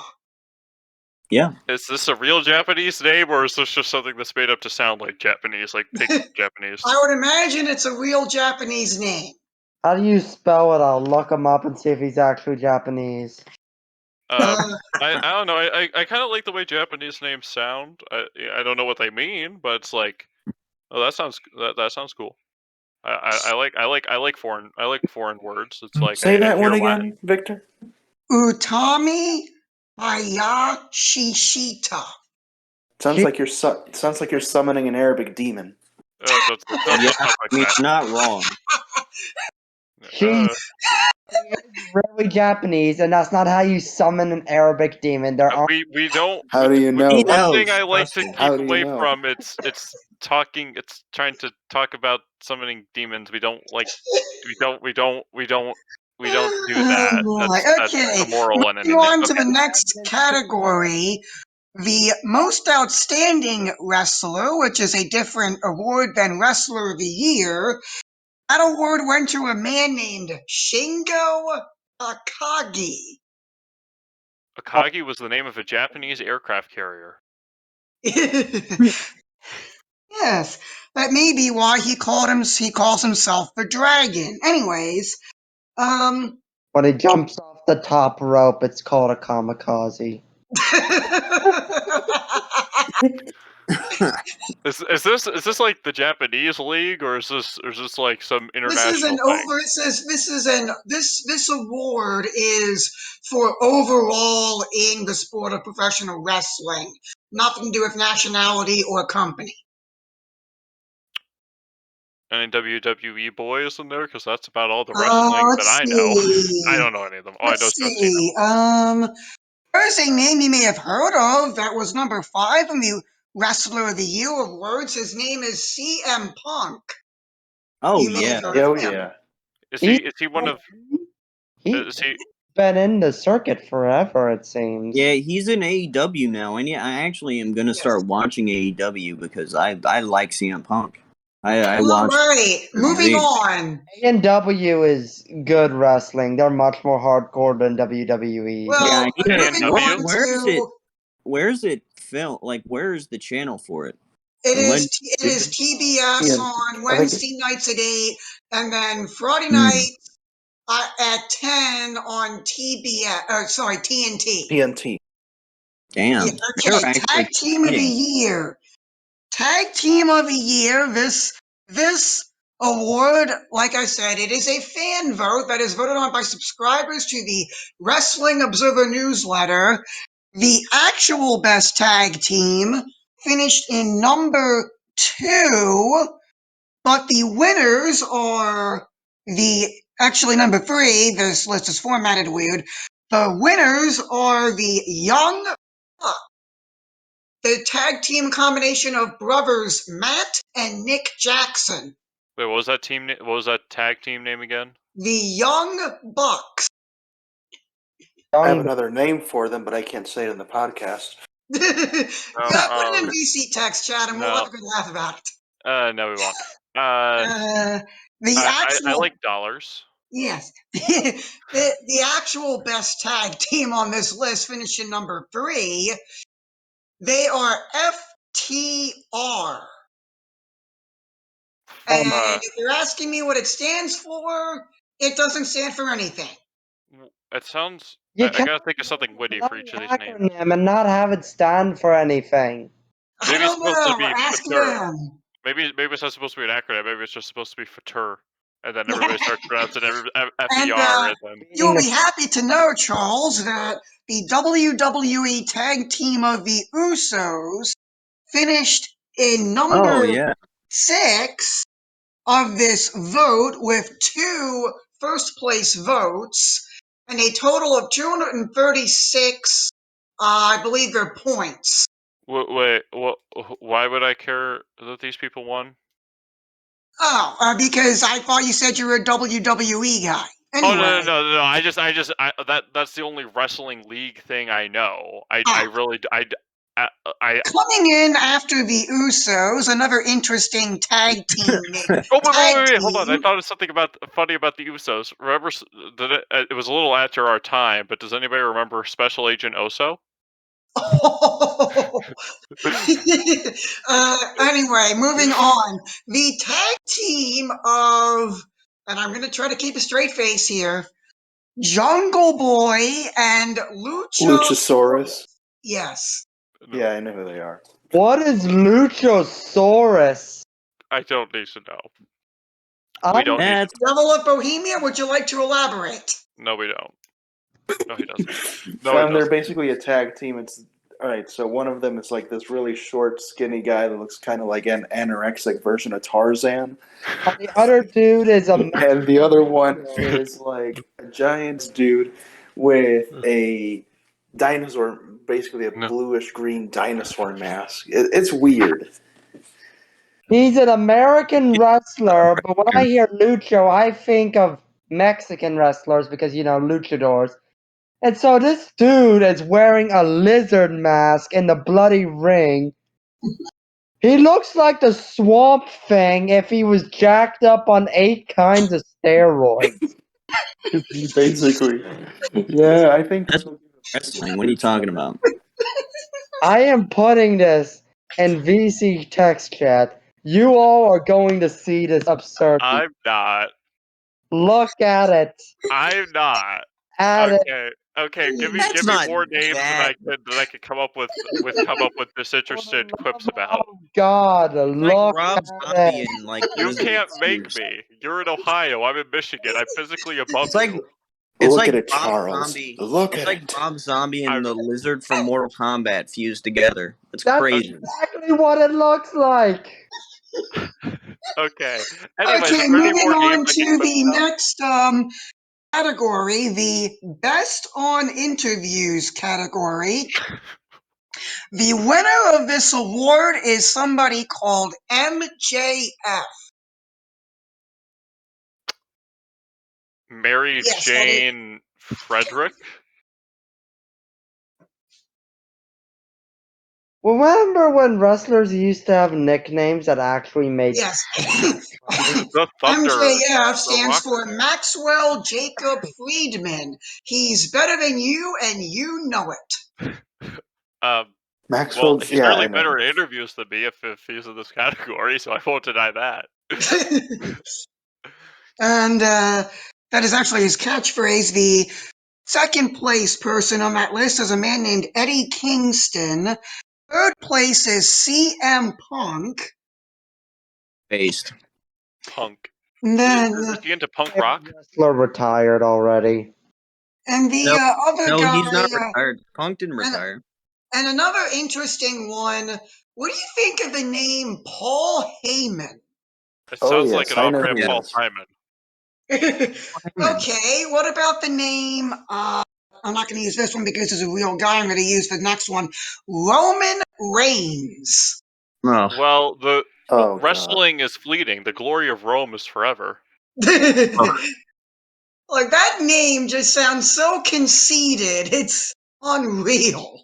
I feel like it's his actual real name though, and that's No, the it's not. sadder. It's not. I love how like literally they just hand out fake names in wrestling. Like your name can be like some stupid thing, and then Remember it's when you had completely to different in real life. Remember when you had to earn your wrestling nickname by doing some outrageous deed or something? And then also your real name was just the name you used. Over time, you would have a nickname or stuff like that. Now they just like we're gonna name this guy, Dre Drexler or something like that. Like we're gonna The name him like Masked Bobby. super catchy, and Oh, wait, wait, wait, that wait, has wait. nothing to do with his name. You know. Hold on. Or when So, nicknames used to make sense, like Triple H. okay, so you know those like Yeah. super rigged wrestling things, right? Where you had like these different character wrestlers or whatnot, the ones that you were supposed to love to hate. Okay, what about to appeal to the Brit? We'll create our own league. We should do this in some other fun episode where we create our own league of fake boxers or whatever or wrestlers. We'll have the Masked Bobby, right? So he wears the hat. He Ugh. wears that police hat, and he wears a mask. And that, but now his opponent will be the You don't have a the license smashing for that burglar. heavyweight title. Honestly, I don't All know. right. I don't know why, but this feels like kind of racist. I don't know. It just feels All right, weird. promotion of the year. All right, promotion of the year. This is according to the Wrestling Observer Newsletter audience, the promotion of the year. By a wide margin, they got over double the points of second place. The winner of promotion of the year is All Elite Wrestling. Based. The Legit. second place promotion Right. is Stardom. Third place, New Japan Pro Wrestling. Yes. The fourth Sorry. promotion is the one that Jim Cornette calls Garbage Championship Wrestling. Its GCW. actual name is Game Changer Wrestling. The fifth placed one is hilariously the UFC. Behind them See, is wrestling and mixed martial arts. Wait. the next place after UFC is World Wrestling Entertainment, or WWE. You're That- telling me that the Yay, biggest the one wrestling I company know. in the world, you're telling me the biggest wrestling company in the world got behind a company that's not even a wrestling company. It's an MMA company. Yep. Yes. Wait, hold on. One moving question. down the list. They suck. God truly has a sick sense of humor. Ever since And moving down this list, this is a fan vote, by the way. This isn't like one guy making these Yeah, up. I can tell. Yes, I can tell. The next one after WWE is something called Pro Wrestling Noah. Oh my goodness, what kind of name is that? Well, you got a bunch of Noahs, and they're very professional in the way that they wrestle, and it's league. If your name doesn't have Noah in it, then you can't join. you want to wrestle, kid, I know a guy. In all seriousness, Pro Wrestling Noah is a Japanese promotion. And after Oh. Pro Wrestling Noah is Impact Wrestling, the company I formerly haven't known heard as that name in a TNA. while. I haven't heard that one in a while. They got one first place vote. And after TNA, or Impact Wrestling, the next promotion, and I'm being dead serious here, the promotion is called DDT. That sounds like a chemical that would be in, like, artificial sugar. No, it feels like something you'd overdose with. It sounds like a pesticide. Another Japanese DDT on promotion. ya? And then after DDT is another Japanese promotion called Dragon Gate, and that is the list. Okay. It sounds like a type of incense. Yes. Okay, so wait, And the now, Japanese league. Hold on, just one question. Because I'm sorry if this is going to sound sensitive or whatnot, but I'm legitimately curious. Are these Japanese leagues like American wrestling, or are they like sumo wrestling? Or There's But they're American. more- No, they're American wrestling. But they're mainly done by Japanese people, and they're so it's like very the Japanese Japan. baseball leagues. It's not okay. kind of. But I don't know where exactly wrestling originated And from. I'm not that big of a I sport. think it's interesting that a Japanese women's promotion outranked the top Japanese men's promotion in this fan vote. Ew. Where that is. Anyways, That says something very telling about the wrestling community. no. Or rather, this particular audience that voted on this particular award. Anyway, the best weekly television show. Coming in at a runaway vote in first place, AEW Dynamite. Based, bro. I need to actually start watching that. But that's, if I heard WWE anything, I would hurl. The second place award, unsurprisingly, is AEW Rampage. Man, AEW is starting to eclipse WWE, and it's wild, bro. Well, once again, this is a fan vote. This isn't like a vote of experts. Well, what do the experts know? It's so The weird. experts don't really give their opinions in this type of format. So Yeah, but no, but it's sort of like I sort of feel a way like Will with the whole when we're talking about Catholicism, but at the same time I don't, because I can make quips about the names. yes, So you see, Will, being from Michigan, I am physically above you, both literally and intellectually. Burn your entire run-down, godforsaken state to a crisp, and then plant Buckeye trees in the ashes. Next on the list after AEW Rampage, coming in third, and this is a weird one, New Japan Strong. That has to be a translation error. It is not a translation error.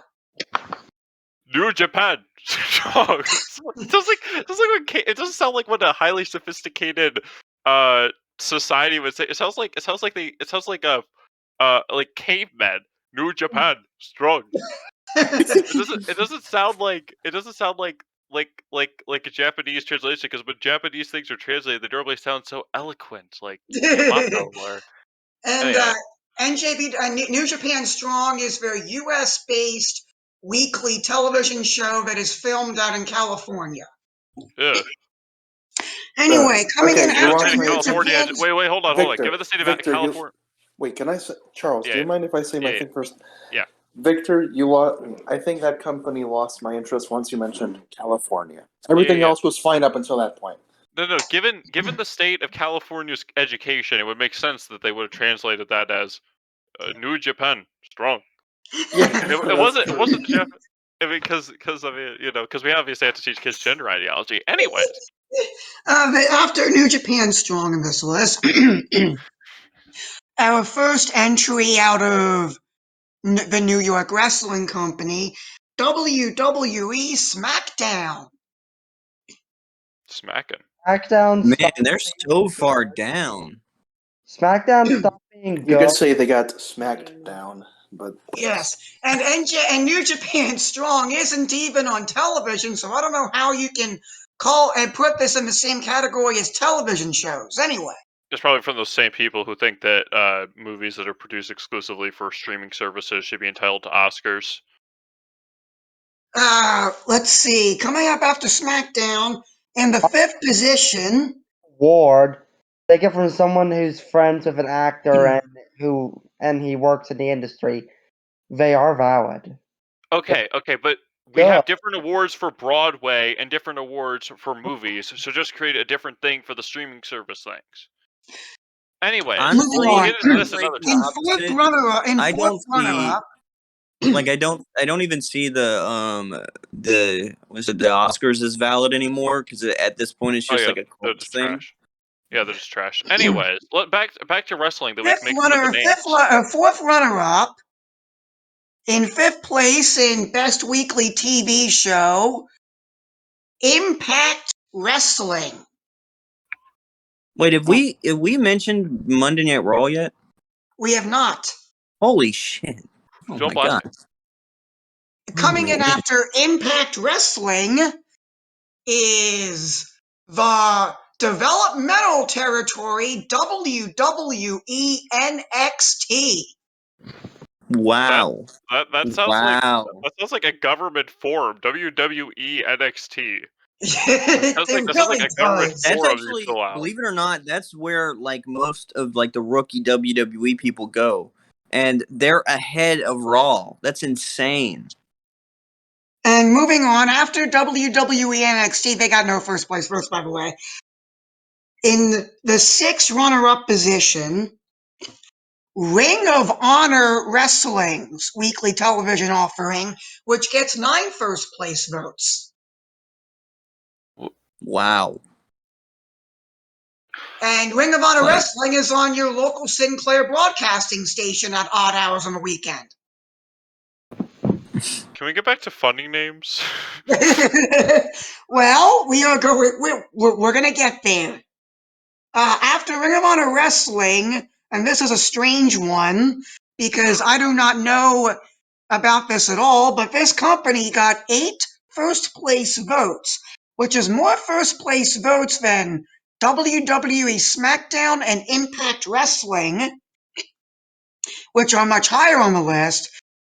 The 7th runner-up is the television program that's not really on television called We Are Stardom. We are stardom. Do. We're gonna carry on to victory. We're gonna give each other blunt trauma. It's gonna be drama-filled evening with name of the show. Okay. What? There you go, guys. Hire me to create. But if any of the wrestling people out there, I will, for a small fee, create for you a ad lib song Great. with a semi-unique tune.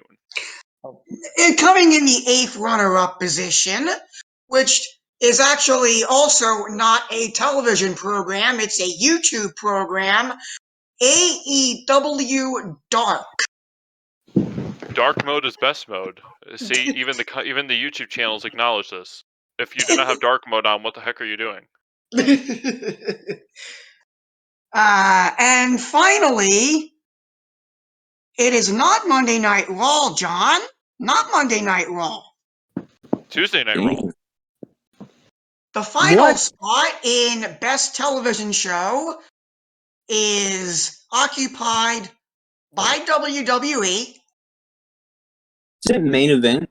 It is WWE NXT UK.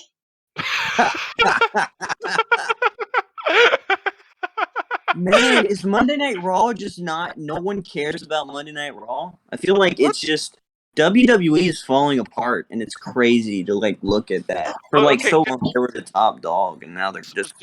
Okay, could somebody give me a brief rundown on what exactly the formats of these shows like are? Like, isn't it just two people wrestling and then some guy commenting? Is that all it is? Yeah, and then in between, you Somewhat. have commentators, and then like in between, you have drama. Like, In oh, between, this you have guy like said. your promos and your whatever. You Yeah. have your matches, you have your commentators, you have your promos in between. Like, but that's pretty much the basic stuff. Why can't they just beat each other up? Why do they have to create fake drama? Because they want you to keep tuning in. The people keep tuning in with American football, and they don't have the. Well, it's a little different. Okay. Pro Wrestling Match of the Year. The winner, the runaway winner, and I do not know who these people are. These people must be on crazy pills, because the winner is a tag team match featuring the Young Bucks versus Pentagon Jr. and Phoenix, which took place on September 5th in Chicago. That What in was the the night that world? wrestling and Chicago died. Like at this moment, I completely like. Okay, this list is sus now. Like this list is officially like in the realm of suspicion. What the heck? See, going on? wait, hold on. We're monarchists. Why are we using a list that is decided by the will of the people? Yeah. Because this is the only list that is this list is considered authoritative in the wrestling industry. Wait, you said why are we using a list that uses the will of the people or doesn't? Why are we using a list that uses the will of the people? I mean, we're monarchists, and also, how is this? And also, the fact that the people decided that this list is authoritative indicates that All wrestling right, has been infected with the democracy. second place match of the year, according to this list, Will Ospreay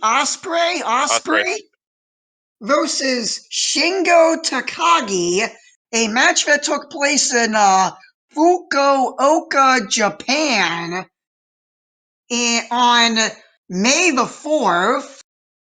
And it's not really helpful because they're not telling me the name of the show they're on. They're just giving me a date and a location. Like they just fought in a back alley and they just filmed it. You know? I'm kind of It was imagining one that of they those you just had to fought. been there. You had to been there. Nobody actually recorded it. You just had to been there. Trust us. It was a great match. I just imagine like this. I just imagine this match taking place in like a dark alley with a bunch of like drunk people passing out syringes and like just going crazy because of this match, and like nobody knew of its existence beyond just trust me, bro. All right.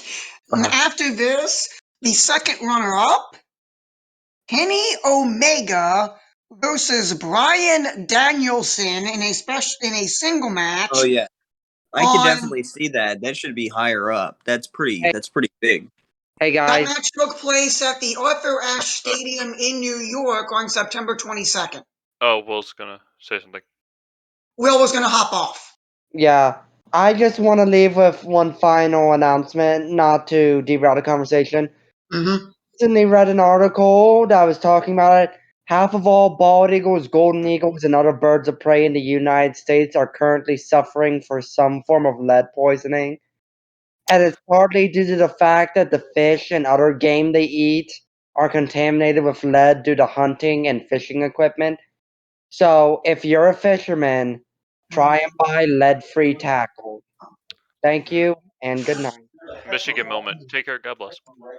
Yeah, see you. Okay. I All will right. sell him Good Ohio. guy, Will. Let's go back to the list.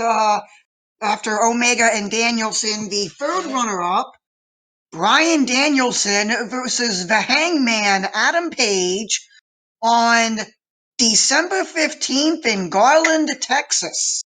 See, I know a lot of like stuff to like be formidable. I actually know who Bryan Danielson is. He used to be in WWE. A lot of these people are from like WWE. WWE is hemorrhaging like viewers, Yes, like they are. staff, wrestlers, and they go right into AEW or other places. It's ridiculous, but it's awesome. All Yeah, I right. think it's kind of ridiculous. It's like WWE is now like a pipeline to AEW for some reason. All right. Now, the next match, and Lord help me with this pronunciation here. Fourth runner-up, Utami Hayashishita versus Sayuri? The Russian bear. Syuri Oh, the Russian bear that hunts by night. Anyway, I don't know. from June 12th in Tokyo, which interestingly enough got more first place votes than Bryan Danielson versus Adam Page, and more Page. first place votes than Kenny Omega versus Bryan Danielson. Fake. Yeah, fake list. This you know, I know nothing about this sport, but I'm gonna say this game is rigged like the 1960 election. All Nixon right. won. It's rigged like the Oscars. All right. After this match, I have no idea who those two are. In fifth runner-up, a match that Jim Cornette may call his match of the year, Walter versus Ilya Dragunov from one of the NXT takeovers. It happened on August 22nd in Orlando, and it shockingly only got 58 first place votes. You know, firstly, like WWE, apparently we've just averaged all of our viewers except one. And secondly, uh, what was I gonna say? What? I my train of thought just died. All I have to say is wrestling is so confusing. Why can't they all just get Like together? I realize now that I'm super out of the loop with wrestling because I used to be big in it, but now I'm just like, who are these people? Like I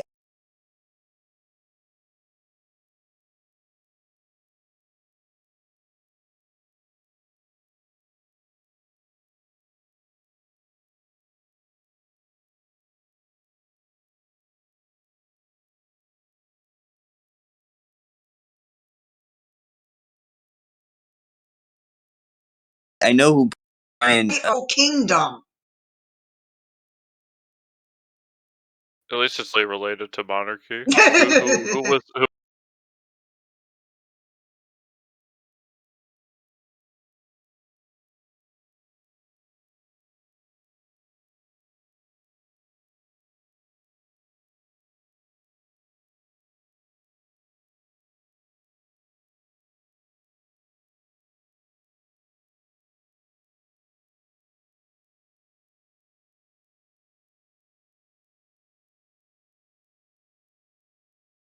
Who was the rest? Stuff throughout the last hour and a half. I figure we might as well end on something fun. Well, Yeah, yeah. like somebody Anyways, that I think fell the next week. asleep.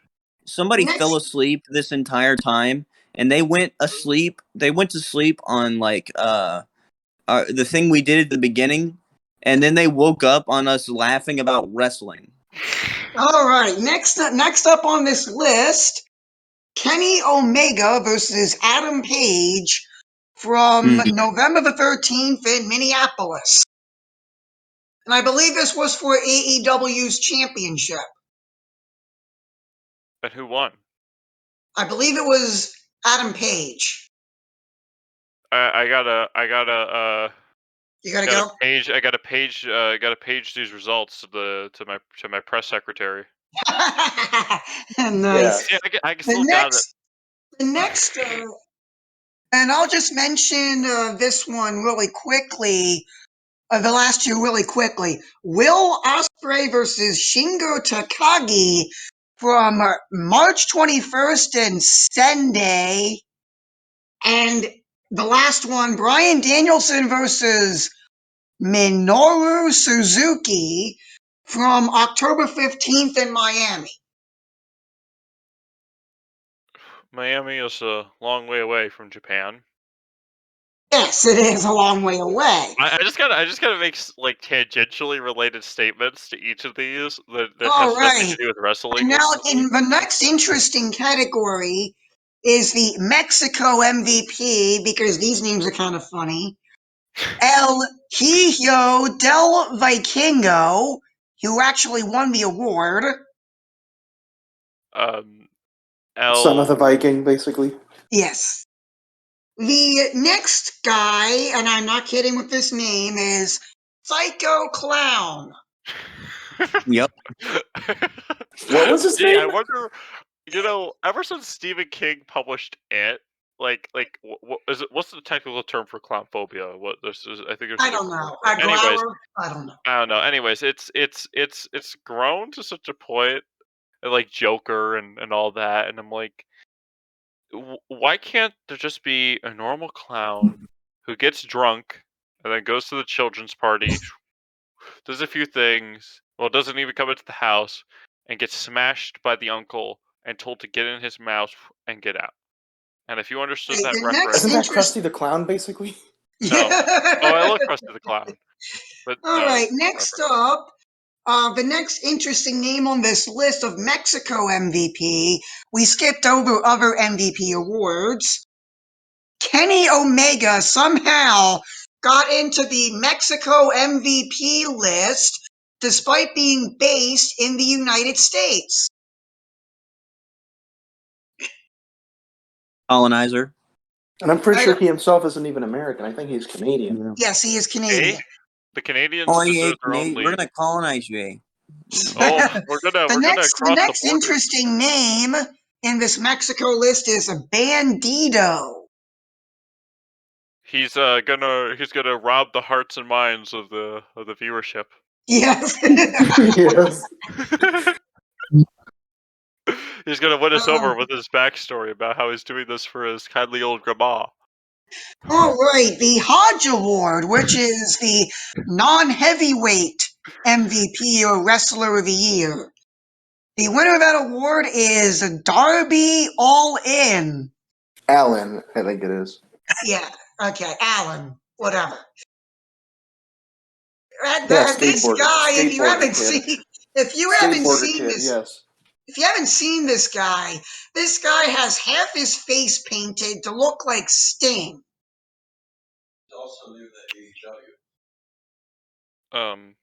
Well, stinging is a very important part of any business, Yeah. and you must sting. No. He's painted to look like Sting, so he can deliver a sharp blow of reality to the audience whenever they are in a Okay. delusion. All right. I like that. Let's give me more names to make fun of. All right. The next one, Ray Phoenix in second place. Third place, Hiromu Takahashi. The third is, they have it formatted here as just plain Desperado, but it's actually El Desperado. And believe it or not, Desperado. El Important Desperado is a distinction. Japanese guy. Well, here's the thing. There's a song called Desperado. It's Yes. about how has he come to his senses? Has he Oh my taken his God. chances for so long now? Hey, look. Okay, my uncle Bob. Why did I say his name? Dang it! I'll have to edit that out. Me uncle. Uh, uh, Shoot, man, we're over 40 minutes into this thing. Me uncle, he burns disc or whatever for the car use, and that was one of the songs that me mom had on the disc before our CD player stopped working, in our cars, and it was Desperado. And it's like, why don't you come to your senses? And I'm thinking, okay, it's a song. I don't know. It's not one of those. It's not one of the songs you build a connection with. To like. All right, moving on from this. A guy I've never heard of before named Sean Skywalker. Apparently a long-lost cousin of Luke Skywalker he must be. It's just like you yelled at that. A long-lost cousin of Luke Skywalker he must be. And then another name, let's see, Sammy Guevara. Long lost relative of Che Guevara. Nice. Hopefully not as murderous. All right, the women's wrestling MVP. Let's see if I can get through some of these names. The winner is Utami Hayashishita. Second place is Britt Baker, who is Dr. Britt Baker, DMD. She is a legitimately a dentist. She's gonna fix people's teeth after she knocks them out. She's gonna. I had a feeling to that effect. Or she's gonna pull their teeth. She's gonna knock them so bad she's gonna pull their teeth out. She's gonna use her powers as a doctor, or she's gonna kill them, and then she'll use her powers as a physician to bring them back to life, and then she'll kill them again. And if you understood that reference, then congratulations. I don't know. All right. Next up is Sayuri. And then in third runner-up, fourth place overall is the girl with the longest ponytail I have ever seen, Bianca Belair. Her first name makes it sound like she's Russian, but then the last name makes it sound like she's from Bel Air. Is she? I know who she is, and I still wonder how in God's name she hasn't stepped on her own hair and broken her neck. Coming up I wonder after- that to this day. Ever since the Can we first time please I've stop seen with her the- in the ring, that's the same thing I wonder every single day. And How I has she have not stepped on her absolutely no ponytail? idea. And I have absolutely no idea who these people are. These people need to relearn the definition of what an MVP is, because after Bianca Belair in fourth runner-up, which is fifth place overall, is Charlotte Flair. I don't know what she's doing down there. She's gonna cause a solar flare to blind the competition, and then she's gonna punch him. Solar flare that's going to leave the West Coast without electricity. Oh, that's a happy thought. The blue check marks will be able to tweet for a minute. All right. The servers will be down at Facebook. Solar flare now. And on the serious note, Charlotte Flair is the daughter of the Nature Boy Ric Flair. I will pretend that that I comprehend. Save me, Duke of Bohemia, whatever. Fine. Yeah, Ric Flair is basically like a wrestling legend from the 80s. The only I thing know that that's I probably admire not about saying the much, 80s, but that's about the best descriptor I can give. the only thing I admire about the 80s was their After transition Charlotte to. Flair, in sixth place overall is a young lady named Diana Perazzo. She's gonna pretzel up. Look, she's gonna twist the competition into pretzels. Okay, you gotta give me something better than those. Okay. The next one, you're not going to be able to do anything with this one. Becky Lynch. Don't. I could probably do something with that one, but you'd probably have to delete it from the. Yeah, I'm not gonna touch that one. I'm not gonna touch that one. Let's see. After Becky Lynch, in eighth place is Miyu Yamashita. She says, "Me, you, now, fight," and then she punches them, and then it's just like, "Me, pay you insurance." After her is Tam. From a military movie. What? After her is Tam Nakano. She's gonna she's gonna feed her victim spam after she whams them because her name is Tam. All right, and Oh, okay. after Tam Nakano, the final woman on this list, the woman of 1,000 holds and probably the best woman wrestler on this list, Serena Deeb. Don't say that. What? I'm Don't gonna say say it. what? I'm gonna No, say it. I don't know, and I don't. Funny Yeah. I'm going name, to say funny it, name. And Chancellor. we're about a minute out from this being our longest episode, actually. All right, now, the best box office draw in pro wrestling is obviously CM Punk, then John Cena, Kenny Omega, Roman Reigns, and Brock Lesnar. Is John Cena still like wrestling, or is he retired? I He's think doing he's. I think he's just simping for China at this point. Oh, Yeah. oh yeah, Okay, he likes ice cream. the feud of the year. And I'm trying to say this with a straight face because I don't think many of these qualifies as a feud. Kenny Omega versus Adam Page is your runaway winner. Like, well, you see, the real feud was over who would get the number 7 parking spot. Other interesting ones. In third place is MJF versus Chris Jericho. A definition over what counts as a business expense on their tax statement. The next one, this is hilarious because this isn't even a wrestling feud. Conor McGregor versus Dustin Poirier. How is this even on that list? That Talk about a disagreement on how small the canal needs to be for the private yacht. Bohemia, if you want to actually provide some context onto this one.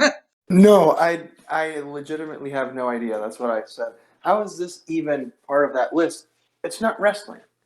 All right, the next But then one again, is CM Punk versus Eddie Kingston, Roman Reigns versus Brock Lesnar, Will Ospreay versus Shingo Takagi, and the funny one, Nick Gage, the bank addicted drug robber, or the drug addicted bank robber. I'm addicted to opening accounts. I want nothing more. There's nothing that gives me a greater high on life than when I go to the place, I open a new checkings account, and I decide whether between my checks will be ducks or kittens. Nothing gives me higher joy. Nick Gage versus Matt Cardona. Apparently this was a thing. Alright, and then the last couple I'm not even going to go into. Most improved, according to these people, These the people. most improved these people. is a woman by the name of Tay Conti. She can't take no for an answer. She's gonna philosophize her way through this match. You'll be on the ground with your hand in your head. Well, eventually she'll punch you. Congratulations to Ty Conti on that award. Other notables, Dante Martin is in second place, Jeff Cobb in fourth, Wait, Don. Jungle Boy in fifth, Unagi Sayaka is after the Jungle Boy, and I'm not going to go into the rest of this. Most charismatic, of course, is CM Punk, MJF, and Eddie Kingston, then Roman Reigns. And I don't know how a Japanese wrestler gets into most charismatic because this audience fan vote was an English-speaking vote, but Oh, I thought Maki you were gonna. Ito Well, finished in fifth place, above people like Adam Cole and Conor McGregor.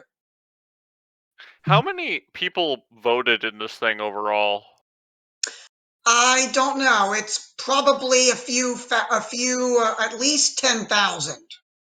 It's like 10 people.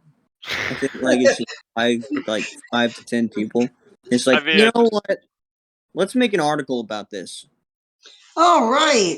the winner of the Bryan Danielson Award for Best Technical Wrestler goes to, shock and awe, Bryan Danielson. Man, Well, that's hilarious. he's gonna give me funny names. I need funny names. All right, here's one, Zack Sabre Jr.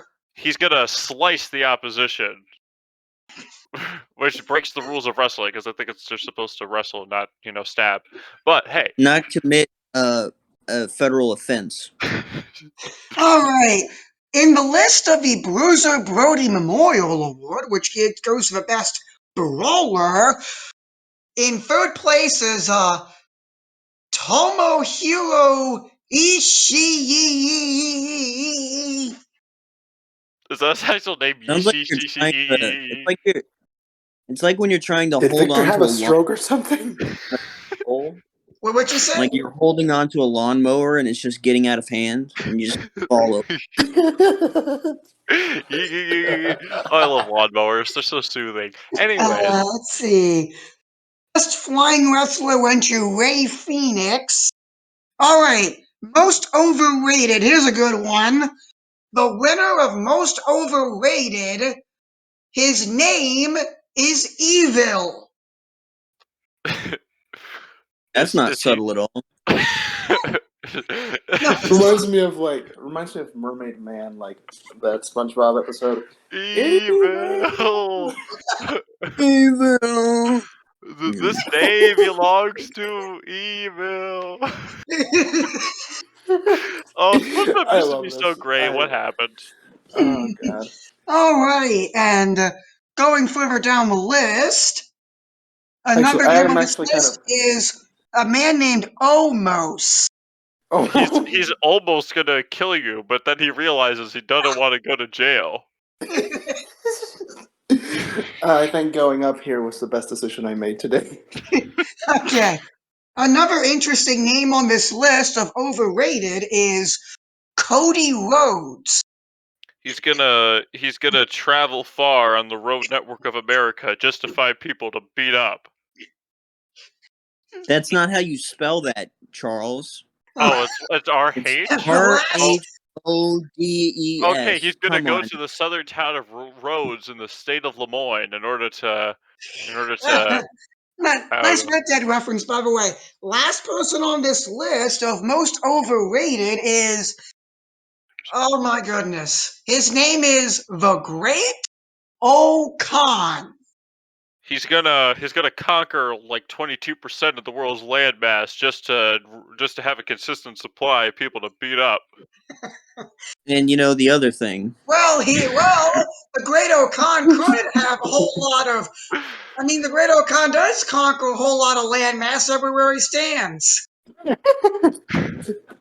Let's say like Rude. Look him Victor, up. you're probably gonna get the podcast yeeted out of YouTube. like if I didn't get the podcast you did on YouTube last week, I don't think anything will. All right. Rookie of the Year. Runaway Rookie of the Year. Her name is Jade Cargill. What kind of name is Jade Cargill? She's gonna fish her way to the top by pulling out the best names out of a hat. I think the reference you're making is to her last name, that is Gill. Yeah, Yes. Cargill sounds like a fishing harbor and like. All right, the next name on this list, I think you can have a field day with this one. Jack Cartwheel. He's gonna throw his Imagine being victims. introduced, and now, ladies and gentlemen, introducing the World Heavyweight Champion, Jack Cartwheel. I imagine the writers were were doing cartwheels. I imagine that he was doing cartwheels high on something while picking that name. Well, you know, what you might call a little bit interesting, I call a character. Okay, he's a little bit. That's okay. He's gonna throw his victims into the wagon and cart them away and dump them in the pile of his many victims before they gain consciousness to walk away. His name sounds like he's a very I guess you could call it Esoteric eccentric person. You know, like I just feel like he's Next name I'm going to draw your attention to, who came in 6th place in this list, Ninja Mac. He's gonna stealthily stab you and then buy you a Big Mac as compensation. Except when the budget gets tight, he waits for McDonald's to reintroduce the Little Mac. Like, what? Like, who came up with that name, Ninja Mac? Well, there's a guy named Mac. Fleetwood Mac decided to be a little more stealthy in his approach. Is Fleetwood Mac a singer? He's a singer, right? Close enough. I don't know. I know a lot of names, and I'm like, what do they do? Anyways, more names, funny names. Come on. Wait. I think I got one with Ninja Mac. All right. I got one. The next name I'm going to draw your attention He's got a joke. He's got a joke. Okay, go ahead with your joke.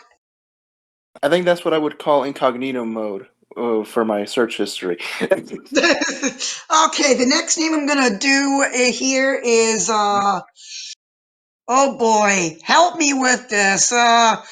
Ryohei Oiwa?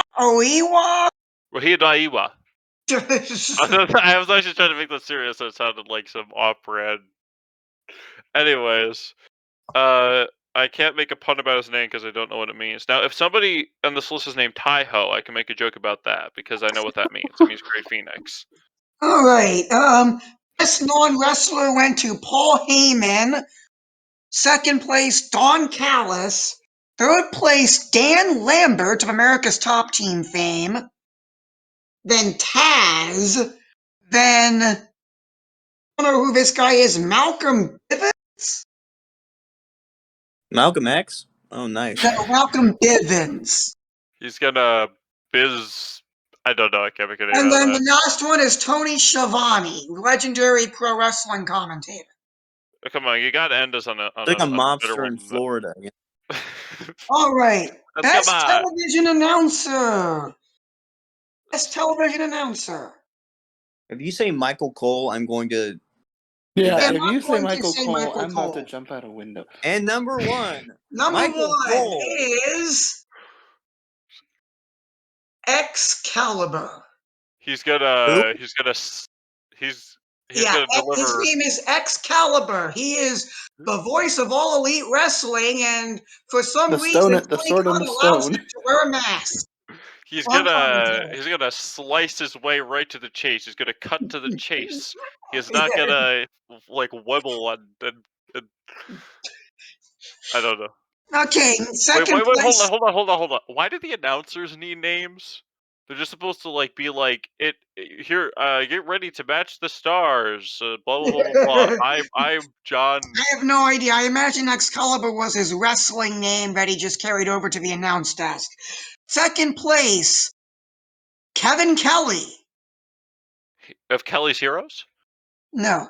Third place, Tony Schiavone. 4th place, Pat McAfee. Sounds like the name of an American light tank, the McCarthy. The next one. Isn't that the name of that software creator? Yes, McAfee is the McAfee antivirus thing. All right, next after McAfee, never heard of this guy before, Stuart Fulton. He's gonna. Congratulations. After Fulton is Taz. He's gonna. And then after Taz is the guy that I would have voted as best announcer of the year, the voice of Ring of Honor Wrestling, Ian Riccaboni. What? What's with the disproportionate amount of Italian names? I don't know. I imagine. Is that poor? Is this a legacy from when wrestling was like poor inner city kids? I don't know. Duking it out as a way of getting out of the slums. All right, and after Ian Riccaboni, some person named Jay Church. Then after Jay Church is the legendary good old J.R. Jim Ross. Is he gonna paint happy little wrestlers? No. And then after JR is John Anik, the voice of UFC. These names are not pun worthy. No, they're not. Worst television announcer. Mr. Bohemia, you will be excited to know that Corey Graves is the number one worst announcer according to the Wrestling Observer newsletter. Nice. Well, he certainly dug himself into a grave. Oh my god. What's wrong with him? What did he do? He's dead. He's dead. Oh. His last name is that. I don't know. Whatever. Wait, he's And dead? you mentioned this No. man's name.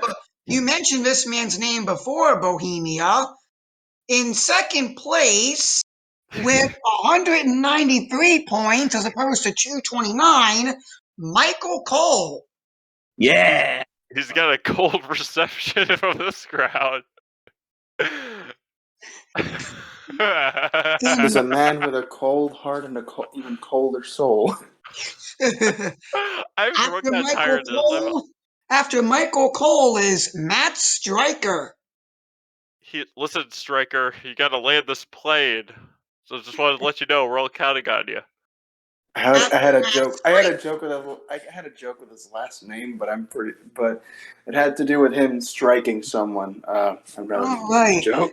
After Matt Stryker is Adnan Virk. What? What? Sound like the cartridge unit for that episode of Futurama. What? I said Adnan Virk. Come on, he wasn't that bad. It sounds like a person yelling at something that's inoperable. You know? All right, after Adnan Virk, on the list of worst television announcers, Chris Jericho. Joshua fought the Battle of Jericho. After Chris Jericho is Beth Phoenix. Ooh, that's not the night of the Phoenix. After Beth Phoenix, a man who appeared on the best list, Pat McAfee.